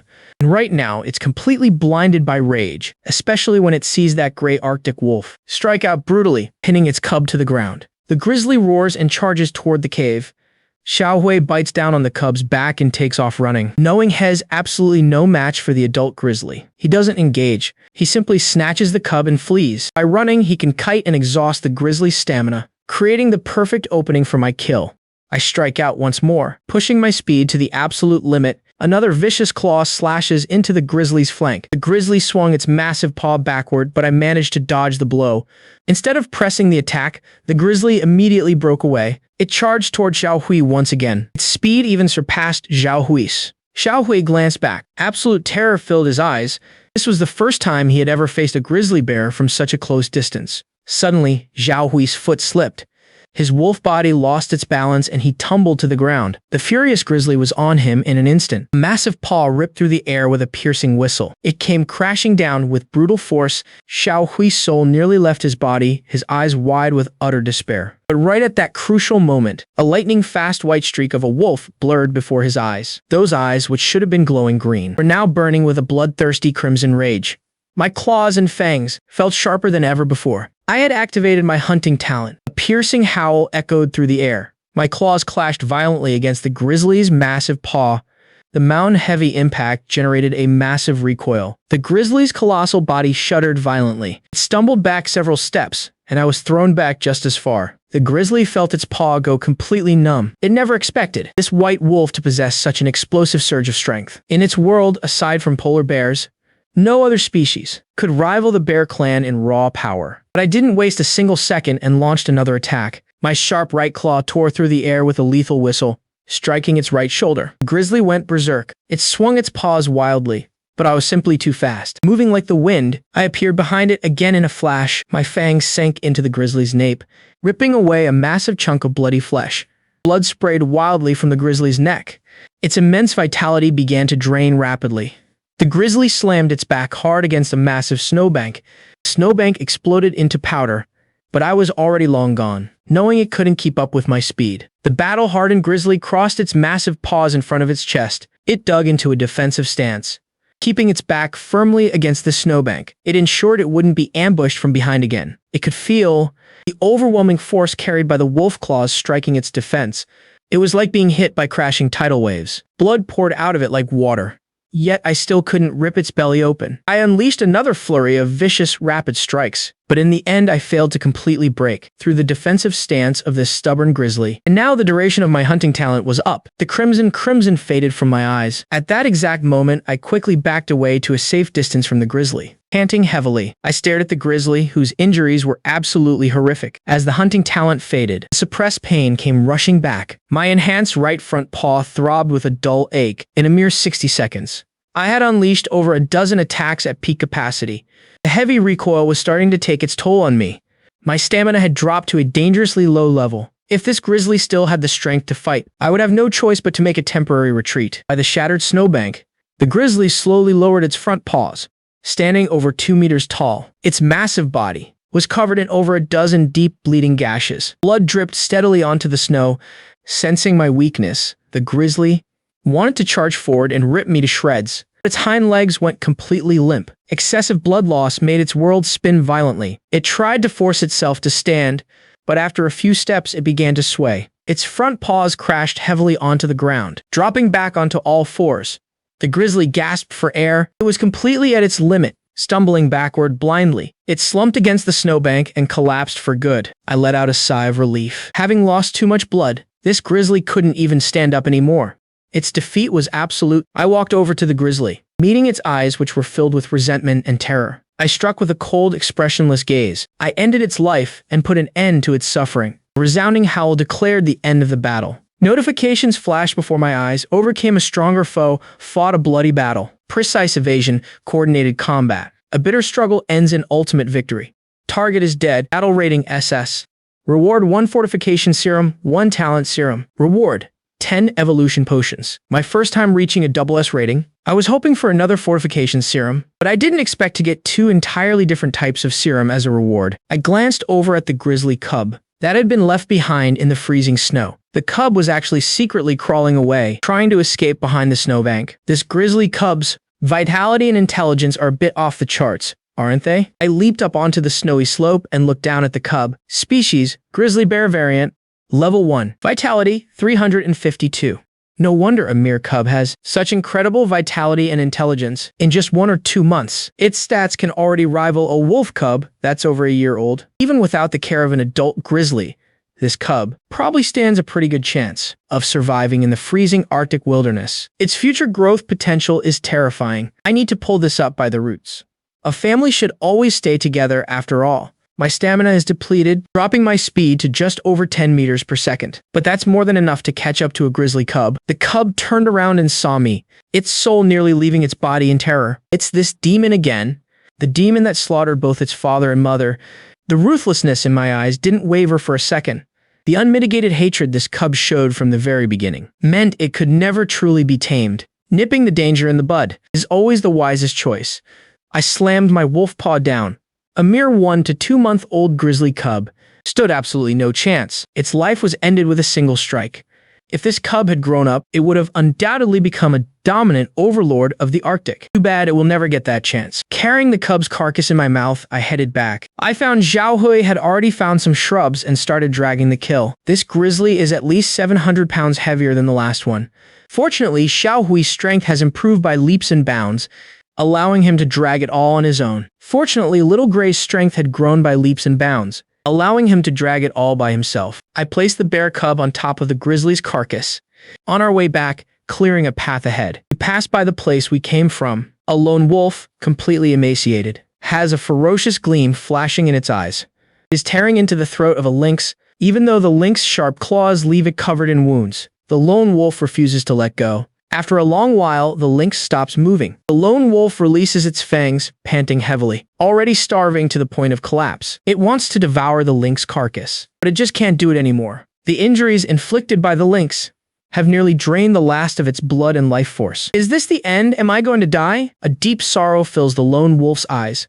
After another moment, its eyelids feel heavy. As it closes its eyes, the thought crosses its mind. It would have been better to let the other wolves eat its mother. At least that would have filled their bellies. Xiaohui and I happened to be passing by, looking at this lone wolf that hasn't drawn its last breath yet.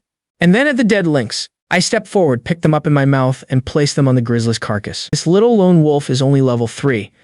Yet it managed to fight back and kill a level 4 lynx. Talk about sheer ferocity and decisiveness. If it can survive after I bring it back to the mountain, that's for the best. If not, then it was just its fate. This time, fighting the grizzly made me realize the importance of teamwork. Moreover, fighting as a pack allows me to get an extra rating bonus. So, I plan to expand the wolf pack. Back at the sacred cave, the pungent smell of blood wakes the soundly sleeping little sister wolf. Seeing me bring back another massive grizzly and a lynx, she hops around, howling with delight and surprise.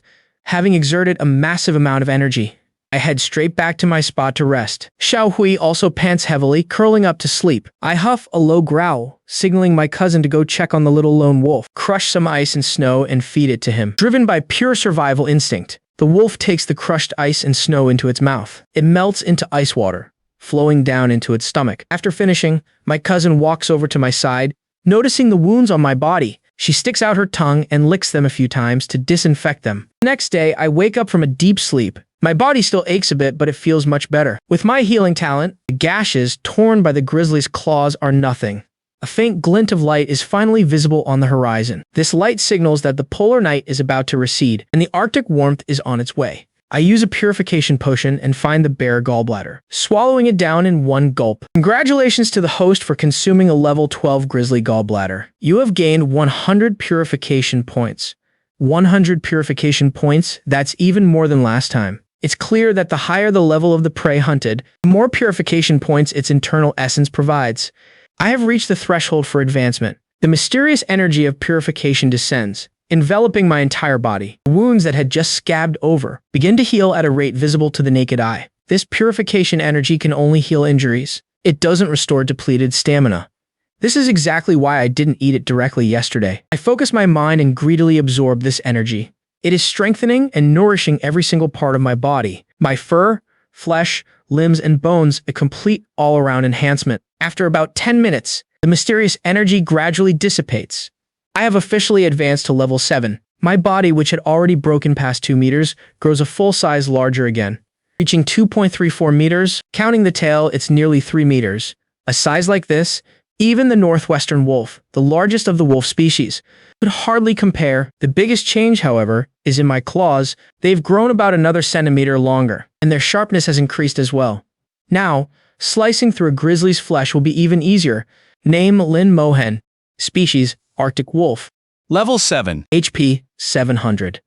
Speed 130. Once again, I allocate the 10 extra attribute points into speed. My speed surges to 140. Sprinting at full force, I can cover over 40 meters per second. At this speed, even a professional soldier armed with firearms would find it incredibly difficult to lock on and hit me. I walked to the cave entrance and let out a long howl. Venting the joy of this massive surge in strength, the wolf howl echoes through the freezing polar night. Xiaohui wakes up too, feeling the new upgrade in my aura. He lets out a series of pleasantly surprised whines and comes over to me, looking at my even more massive, majestic body.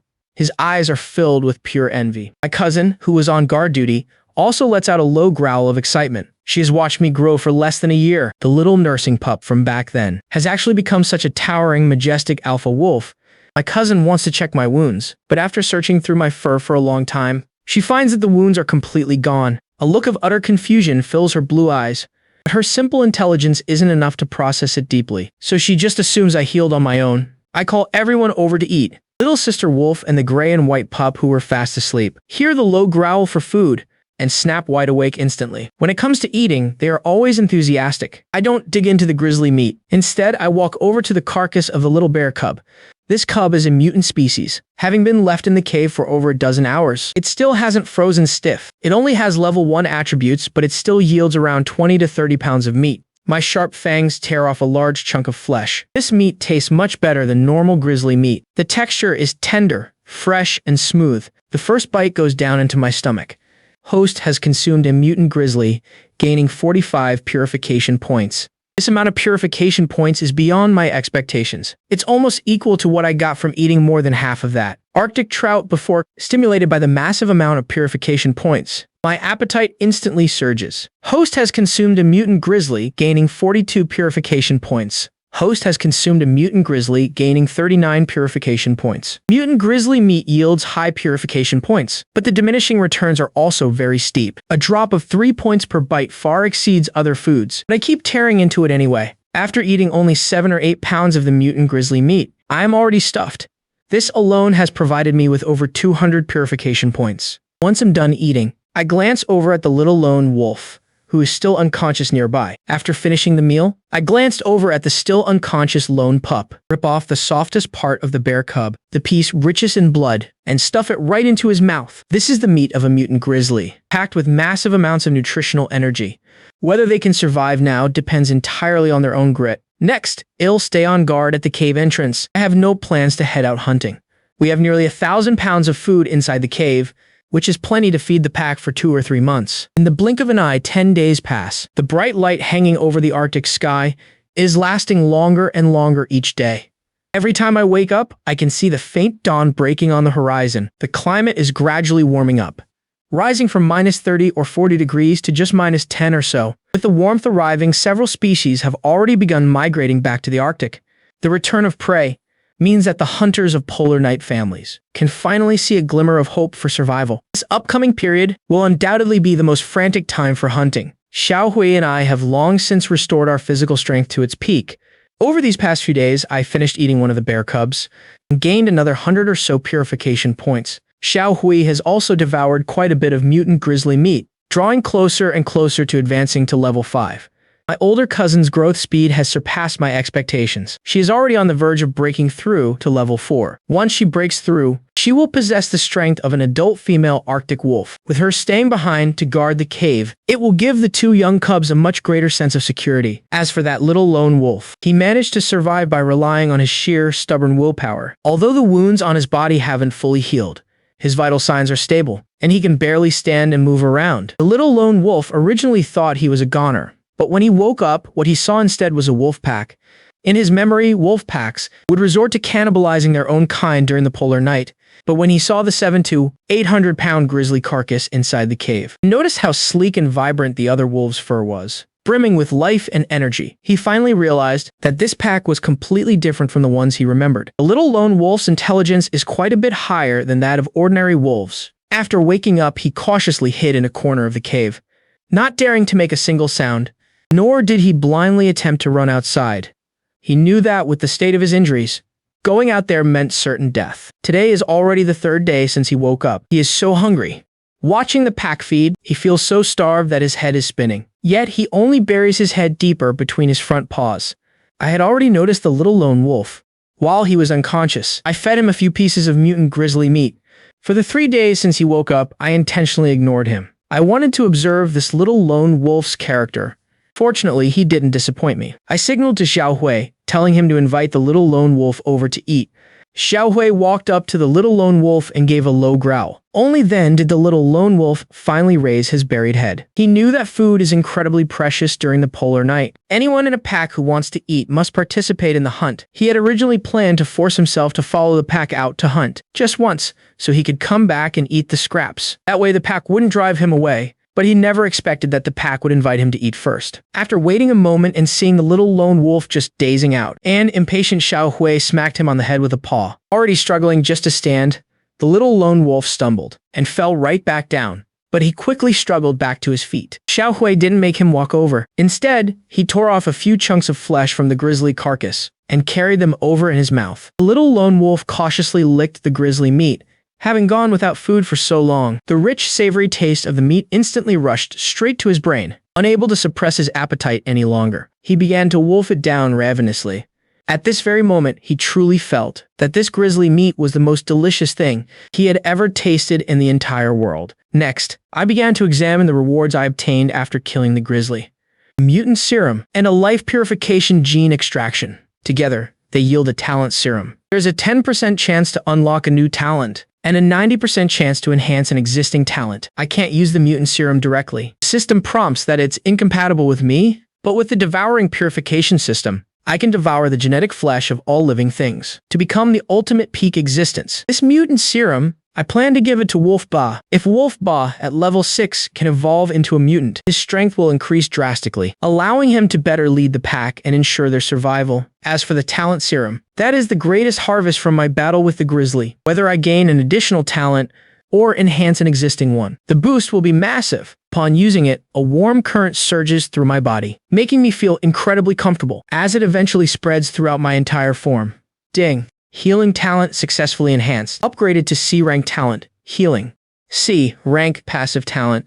Injury recovery speed increased by 20 times. Immune to toxins, immune to fungal infections. Equally effective against mental and radiation-based trauma. A 20-fold recovery speed drastically improves my survivability. Minor injuries will recover in about a day, and even fractured bones or torn muscles will take 4 to 5 days at most to fully heal. Although I feel a slight twinge of regret that it wasn't my hunting talent that got enhanced. Healing is directly tied to survival, which is just as vital. Next, I get up and take Xiaohui with me to patrol the vicinity of the cave, before heading off to check out other areas. Every wolf pack has its own territory, and all the prey within that territory is considered their private property. With so many species migrating back, I can clearly catch the scent of another wolf pack marking their territory nearby. This place is less than 3 kilometers away from my cave. If another pack takes over this area, where am I supposed to hunt? I bare my fangs. It's time to map out the borders. For my own wolf pack's territory, following the scent, Zhao Hui and I tracked down that small wolf pack. This pack is composed of 1 male wolf and 2 female wolves. The alpha is level 5, utterly mediocre, while the 2 females are level 4 and level 3. A pack with this level of strength doesn't even make me want to lift a paw against them. Standing atop the snow ridge, I let out a low howl, signaling Zhao Hui to charge forward. In the cruel laws of nature, there is no territory won through peaceful negotiations. It can only be conquered with sharp fangs and brutal claws. Zhao Hui, standing at a massive 1.89 meters, lunged forward like a gray gale. I didn't make a move myself, choosing instead to watch from the snowy slope. On one hand, I wanted to test Zhao Hui's combat prowess, and on the other, I needed him to experience a true life and death struggle. As a mutated species, Zhao Hui possesses immense potential, but he requires much more tempering, charging straight into the trio of wolves. Zhao Hui wasted no words and initiated a brutal brawl. The opposing alpha repeatedly lowered his head, howling to summon his pack to face the enemy together. The wolf howls echoed back and forth in waves. Right out of the gate, Zhao Hui unleashed his most powerful attack, slamming a heavy claw onto the alpha's head and dazing him. However, the 2 female wolves flanking him immediately charged in, burying their fangs deep into Zhao Hui's flank. Wolves have bronze heads, iron bones, but tofu weak waists. The agonizing pain drove Zhao Hui into a frenzy. He whipped his head around trying to bite the female wolf to death. She retreated with lightning speed. This is the terrifying aspect of a wolf pack's coordinated hunting. Even though Zhao Hui's combat power far exceeded any single wolf, he still sustained significant injuries under their coordinated assault. The 2 sides clashed for over a dozen more rounds. Several new wounds appeared on the 2 female wolves, all left behind by Zhao Hui's razor-sharp claws.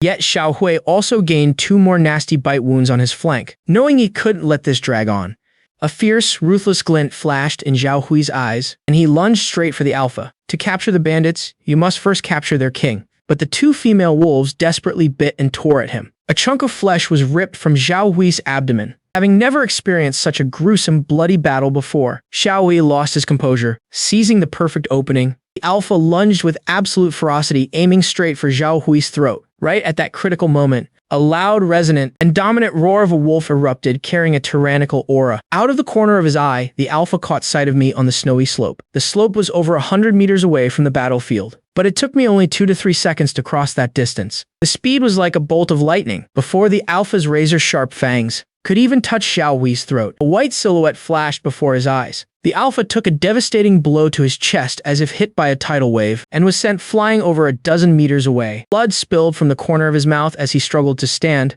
only to see a massive white paw violently pinning his head into the icy ground. No matter how hard he thrashed, he couldn't budge it in the slightest. Pinned beneath my paw, the alpha heard a long, resounding howl. In the brutal law of the wild, this signal carried a message every wolf understood: submission or death. 60, I turned my gaze toward the 2 female wolves. I looked toward the 2 female wolves. The moment my eyes locked onto them, they instantly tucked their tails. The ferocity in their eyes vanished, replaced by sheer terror. They had never felt such a suffocating sense of danger, not even when facing a grizzly bear. Yet the alpha pinned beneath my paw refused to submit. He was no longer young, and he couldn't accept falling from an alpha to a mere omega in the pack. He lashed out wildly at my paw with his 4 limbs, but it was utterly futile. A flash of killing intent crossed my eyes. I slightly raised my paw and slammed it down with brutal force. This strike to the alpha's head was devastatingly heavy. Sharp claws ripped right through flesh and fur, revealing the blood-stained skull beneath. The stench of death filled the air. The alpha wanted to wail and beg for mercy, offering his submission, but it was too late. Another heavy strike followed, tearing his chest wide open. Blade-like claws plunged straight through his chest cavity, piercing his heart. I ripped my paw back out, unleashing a violent spray of blood, and tore the alpha's heart completely out, tossing it onto the snow. The sight of that steaming, blood-drenched heart utterly shattered the psychological defenses of the 2 female wolves. They instantly prostrated themselves on the spot, whimpering softly to signal their absolute submission. Their entire bodies trembled with fear. This was the first time they had ever witnessed such a ruthlessly brutal wolf. Besides, with their alpha dead, they had no choice but to submit to me. Wolves are pack animals. Leaving the pack to become a lone wolf offers no security. and would ultimately mean starving to death in the frozen wastes. The two female wolves began to wag their tails frantically, emitting a pleasing, submissive scent. It was a sign that they were willing to mate and bear my pups. However, I completely ignored it, thinking they hadn't done enough. They hastily rolled over to expose their bellies. This was a gesture reserved strictly for showing absolute loyalty to an alpha or a wolf king. Having accepted their submission, I promoted Xiao Hui within the hierarchy, making him the sole beta of the pack for now. Xiao Hui bounced around in pure excitement, baring his fangs and snarling at the two cowering female wolves to assert his newfound dominance. Having conquered this small pack, I didn't stop my expansion. I hunted down 2 grizzly bears in this region, naturally absorbing their territories as well. Added all together, the total territory under my rule reached approximately 700 square kilometers. Everything within a 30-mile radius became my personal hunting ground. I assigned the 2 female wolves to their respective patrol sectors. Every day they would complete their patrols and report the situation to me. I didn't bring them back to the main cave because their potential and strength were far too weak. They were only fit for peripheral tasks. Over the next dozen days, life in the pack was peaceful and quiet. As time passed, the endless night sky over the Arctic began to recede. Many species started migrating back. Within my territory, A herd of 7 or 8 muskoxen returned, along with a herd of over 20 reindeer, and scattered flocks of birds.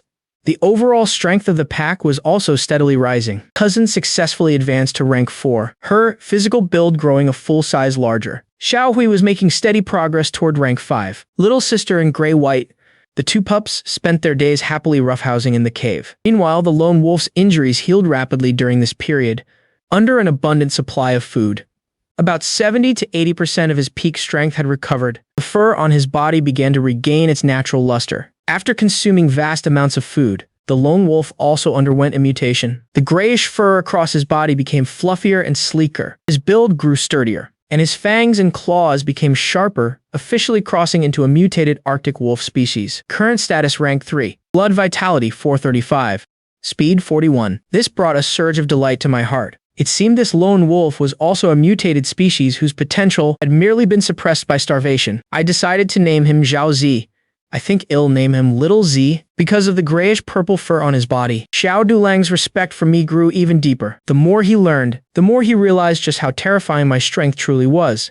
At the same time, being taken in by the pack and given food deeply moved him back in his old pack. He was left with nothing but scraps and had almost been eaten alive by his own kind. In stark contrast, Xiao Dulang now felt a profound sense of belonging to this new pack, looking out at the brilliant sky and the distant northern lights. I decided to lead the pack out for their first hunt since the polar night began. It would also serve as a perfect test of Xiao Dulang's combat skills.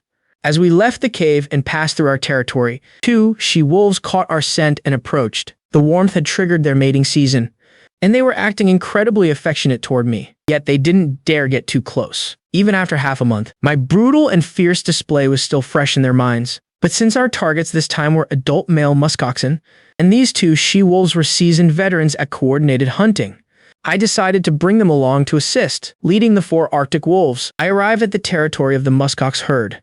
This herd was no pushover. They had 3 adult males, including a muskox leader that had reached level 9 strength. The remaining 5 consisted of females and calves, but the pack didn't back down. Xiao Hui, Xiao Dulang, and the 2 she-wolves spread out, taking up the pack's classic hunting formation. As wolf howls echoed from different directions around the herd, a brief wave of panic swept through the muskoxen, but they quickly formed a defensive circle, the 3 adult males pointing their sharp horns outward. Facing the wolves, there wasn't a trace of fear in their eyes. They were natural-born warriors. When danger struck, they would only stand their ground and fight back defensively. Xiao Hui was positioned closest to the herd, constantly closing the distance to force the muskoxen into making a mistake. The leading male muskox snorted a warning. Under Xiao Hui's relentless pressure, the herd finally lost their patience.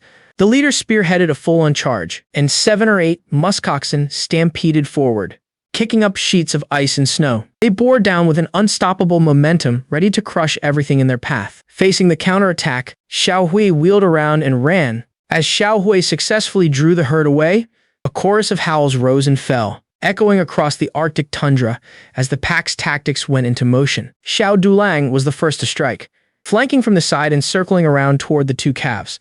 Up front, Xiao Hui dashed and ducked to evade them, while the stampeding muskoxen kicked up clouds of snow. Right at that moment, Xiao Dulang closed in on one of the calves, slashing his claws fiercely across the young muskox.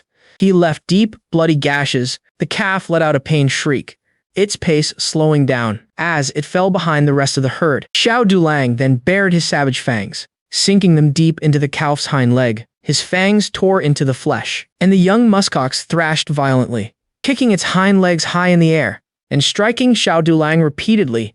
But Xiao Dulang's ferocity had long surpassed that of an ordinary Arctic wolf. Ignoring the struggles, he clamped down hard on the hind leg, ripping backward with a violent tug. A massive chunk of flesh was torn away, exposing the stark white bone beneath. The calf tumbled to the ground from the force of the pull. Another claw strike tore the wound wide open, squeezing out a piercing, agonizing wail. This agonizing cry was meant to turn the calf into a liability for the herd. Shattering their focus, it broke the muskoxen's unstoppable momentum and raw courage. Seizing the moment, Xiao Dulang let out another long howl, throwing down a blatant open provocation to the herd. The calf's mother, a female muskox filled with sheer panic and fury, defied the leader's orders for the first time. Breaking formation alone, she charged madly toward Xiao Dulang.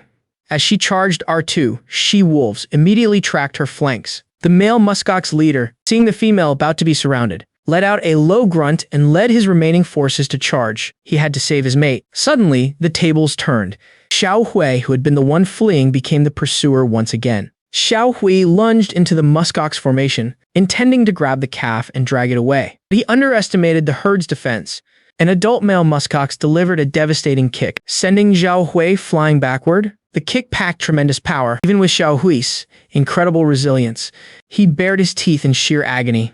Meanwhile, the muskox leader rushed forward at top speed to save his calf and mate. He had already surged past the female muskox, isolating himself completely from the rest of the herd's formation. Exactly as planned, the wolves' howls echoed back and forth once more, communicating their next tactical move. Xiao Dulang led the two she-wolves to intercept and pin down the other muskoxen.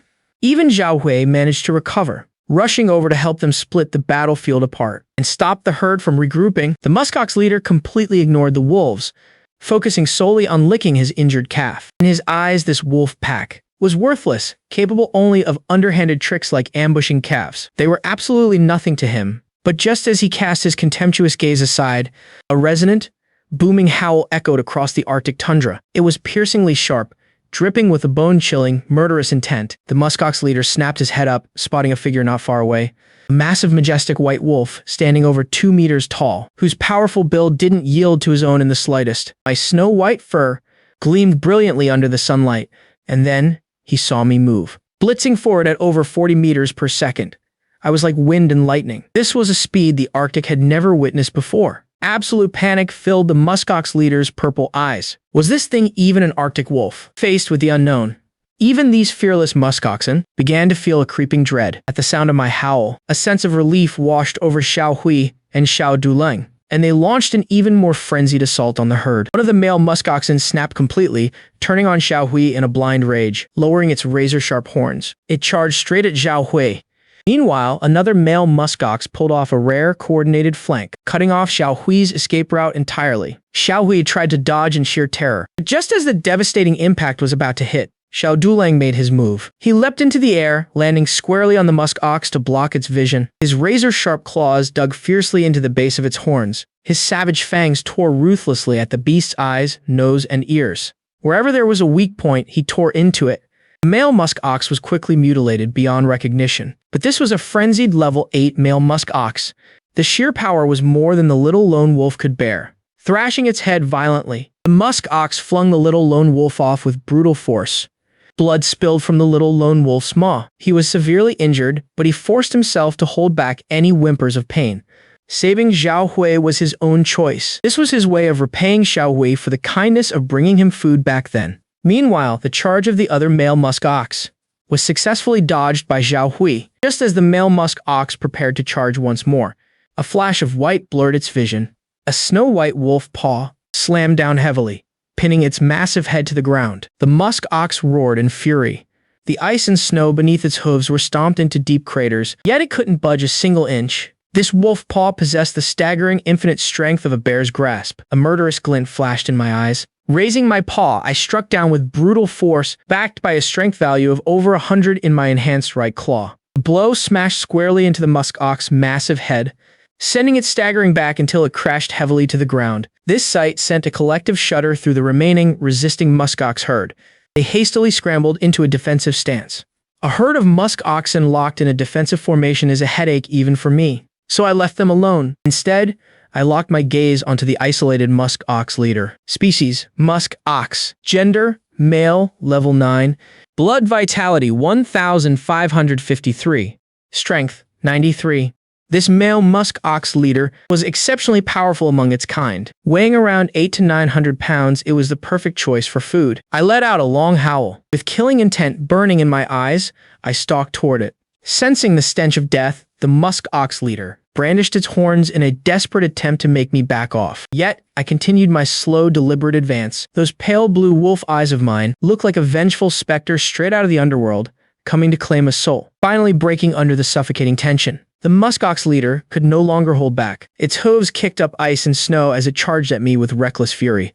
Its pair of horns was its most lethal weapon, but I was simply too fast. The musk ox rammed into empty air, smashing a mound of snow into pulverized powder. Before it could even shake off the scattered snow clinging to its head, a heavy, devastating blow struck its flank, aside from sharp claws slicing through flesh. The explosive force shattered several of its ribs instantly. Enduring the agony, the musk ox still tried to gore me, but its movements were too sluggish.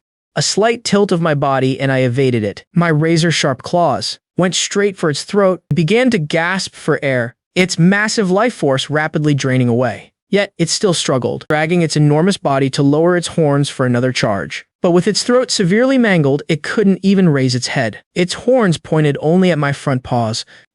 Another claw slashed across its neck, severing the main artery. The musk ox staggered backward and finally crashed heavily to the ground, kept alive by its immense vitality. The fallen musk ox wasn't dead just yet. It panted heavily, struggling to stand, but it was entirely futile. The trauma it sustained was far too severe. Not far away, the herd watched their leader being systematically slaughtered, their purple fur actually bristling with terror. This kind of expression rarely appeared on the usually fearless musk oxen. In their heightened anxiety, they huddled tighter together. Xiaohui, The little lone wolf and the two female wolves saw that the leader's hunt was successful. Their long howls rose and fell, echoing their triumphant delight. They pulled back their formation completely and gathered around me. As the pack fully consolidated, the last spark of life faded entirely from the musk ox leader's eyes. This was an entirely one-sided hunt. If the leader hadn't been separated from the herd, it might have stood a fighting chance against me. But facing me, someone who had hunted even grizzly bears, it had virtually no power to fight back. It was a total, overwhelming slaughter. A notification materialized before my eyes, defeated a stronger foe with superior tactics. First coordinated pack battle ending in absolute victory. Target deceased. Battle concluded. S-rank evaluation achieved. Rewarded with 1 enhancement serum. An S-rank rating this time too. I was slightly surprised by the first pack battle notification. I thought this hunt was barely any effort at all. It seems the pack's brilliant initial move to split the battlefield played a major role. First pack battle is a newly unlocked combat evaluation. It looks like the final score now factors in pack coordination.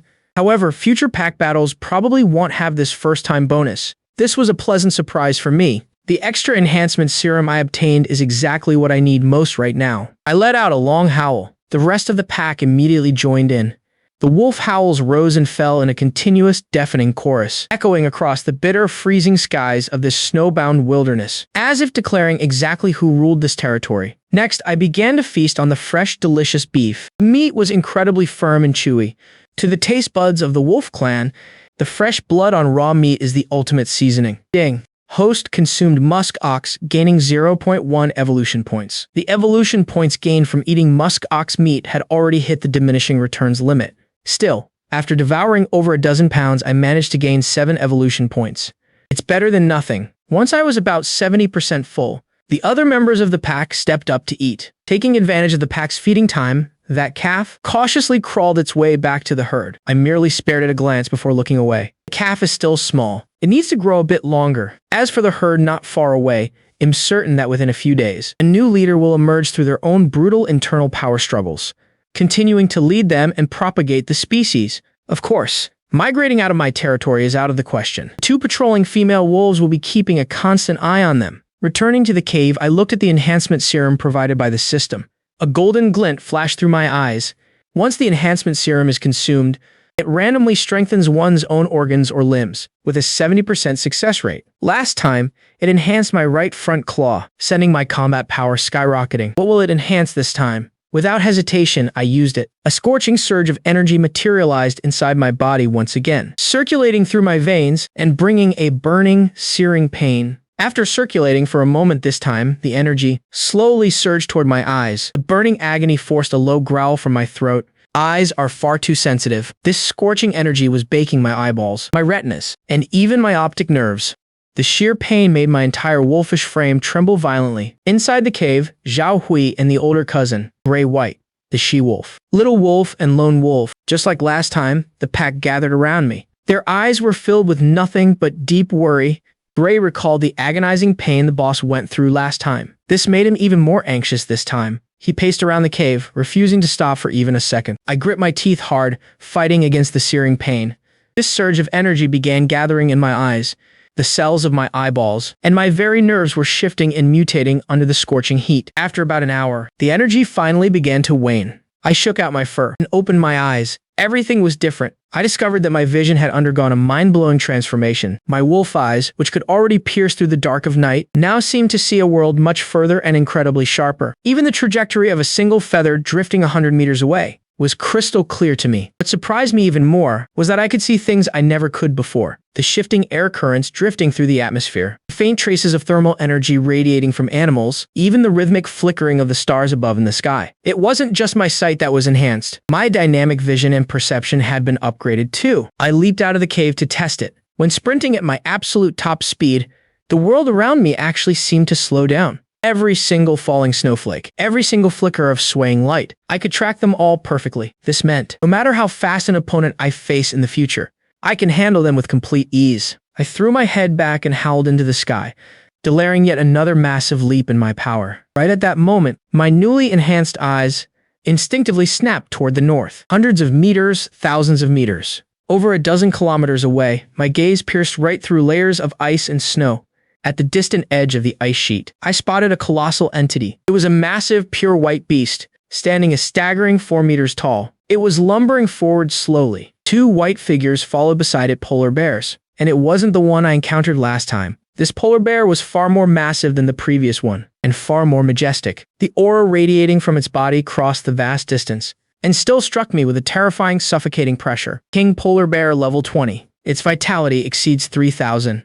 Level 20. This stat is way beyond anything I could have imagined. This isn't just an Arctic apex predator. This is a true king, and the two white figures following behind it. One was a female polar bear, and the other was their cub. What sent an even deeper chill down my spine was that the giant polar bear's eyes seemed to cross the dozen-kilometer distance, locking gazes with me for a split second. It was a gaze of absolute supreme dominance, the scrutiny of a true powerhouse looking down at a weakling. Every inch of my fur instantly stood on end. Next moment, the polar bear averted its gaze and continued its trek northward. It was as if it couldn't care less to spare me a second glance. Yet a tempest of shock raged wildly in my heart. So a terrifying monster like this actually exists on this Arctic continent. To think everything I went through before was nothing more than child's play in the eyes of a true ruler. I looked back at the pack inside the cave: Gray, Lone Wolf, my cousin Gray White, and Little Wolf, to protect them, and to make our pack truly stand at the absolute peak of the Arctic. I must become stronger. This Arctic continent is vastly wider than I imagined. It's far more dangerous and far more thrilling. At the edge of the ice, that level 20 polar bear will be my next target. But before that, I still need to keep growing stronger, keep evolving, keep hunting. I turned to look back at the cave, then out toward the boundless, desolate Arctic continent in the distance. A long, resounding wolf howl pierced the heavens, echoing across the entire Arctic. This is an Arctic Wolf King's declaration to the world, and the beginning of a brand new journey. The legend belonging to me, Lin Moheng, has only just begun. The ruler at the edge of the ice, unknown challenges in the distance, and mysterious human explorers. This massive Arctic world is waiting for me to conquer it. But did that level 20 polar bear really notice my presence? What is its true objective? More importantly, I have a vague feeling that behind that polar bear, an even deeper secret lies hidden.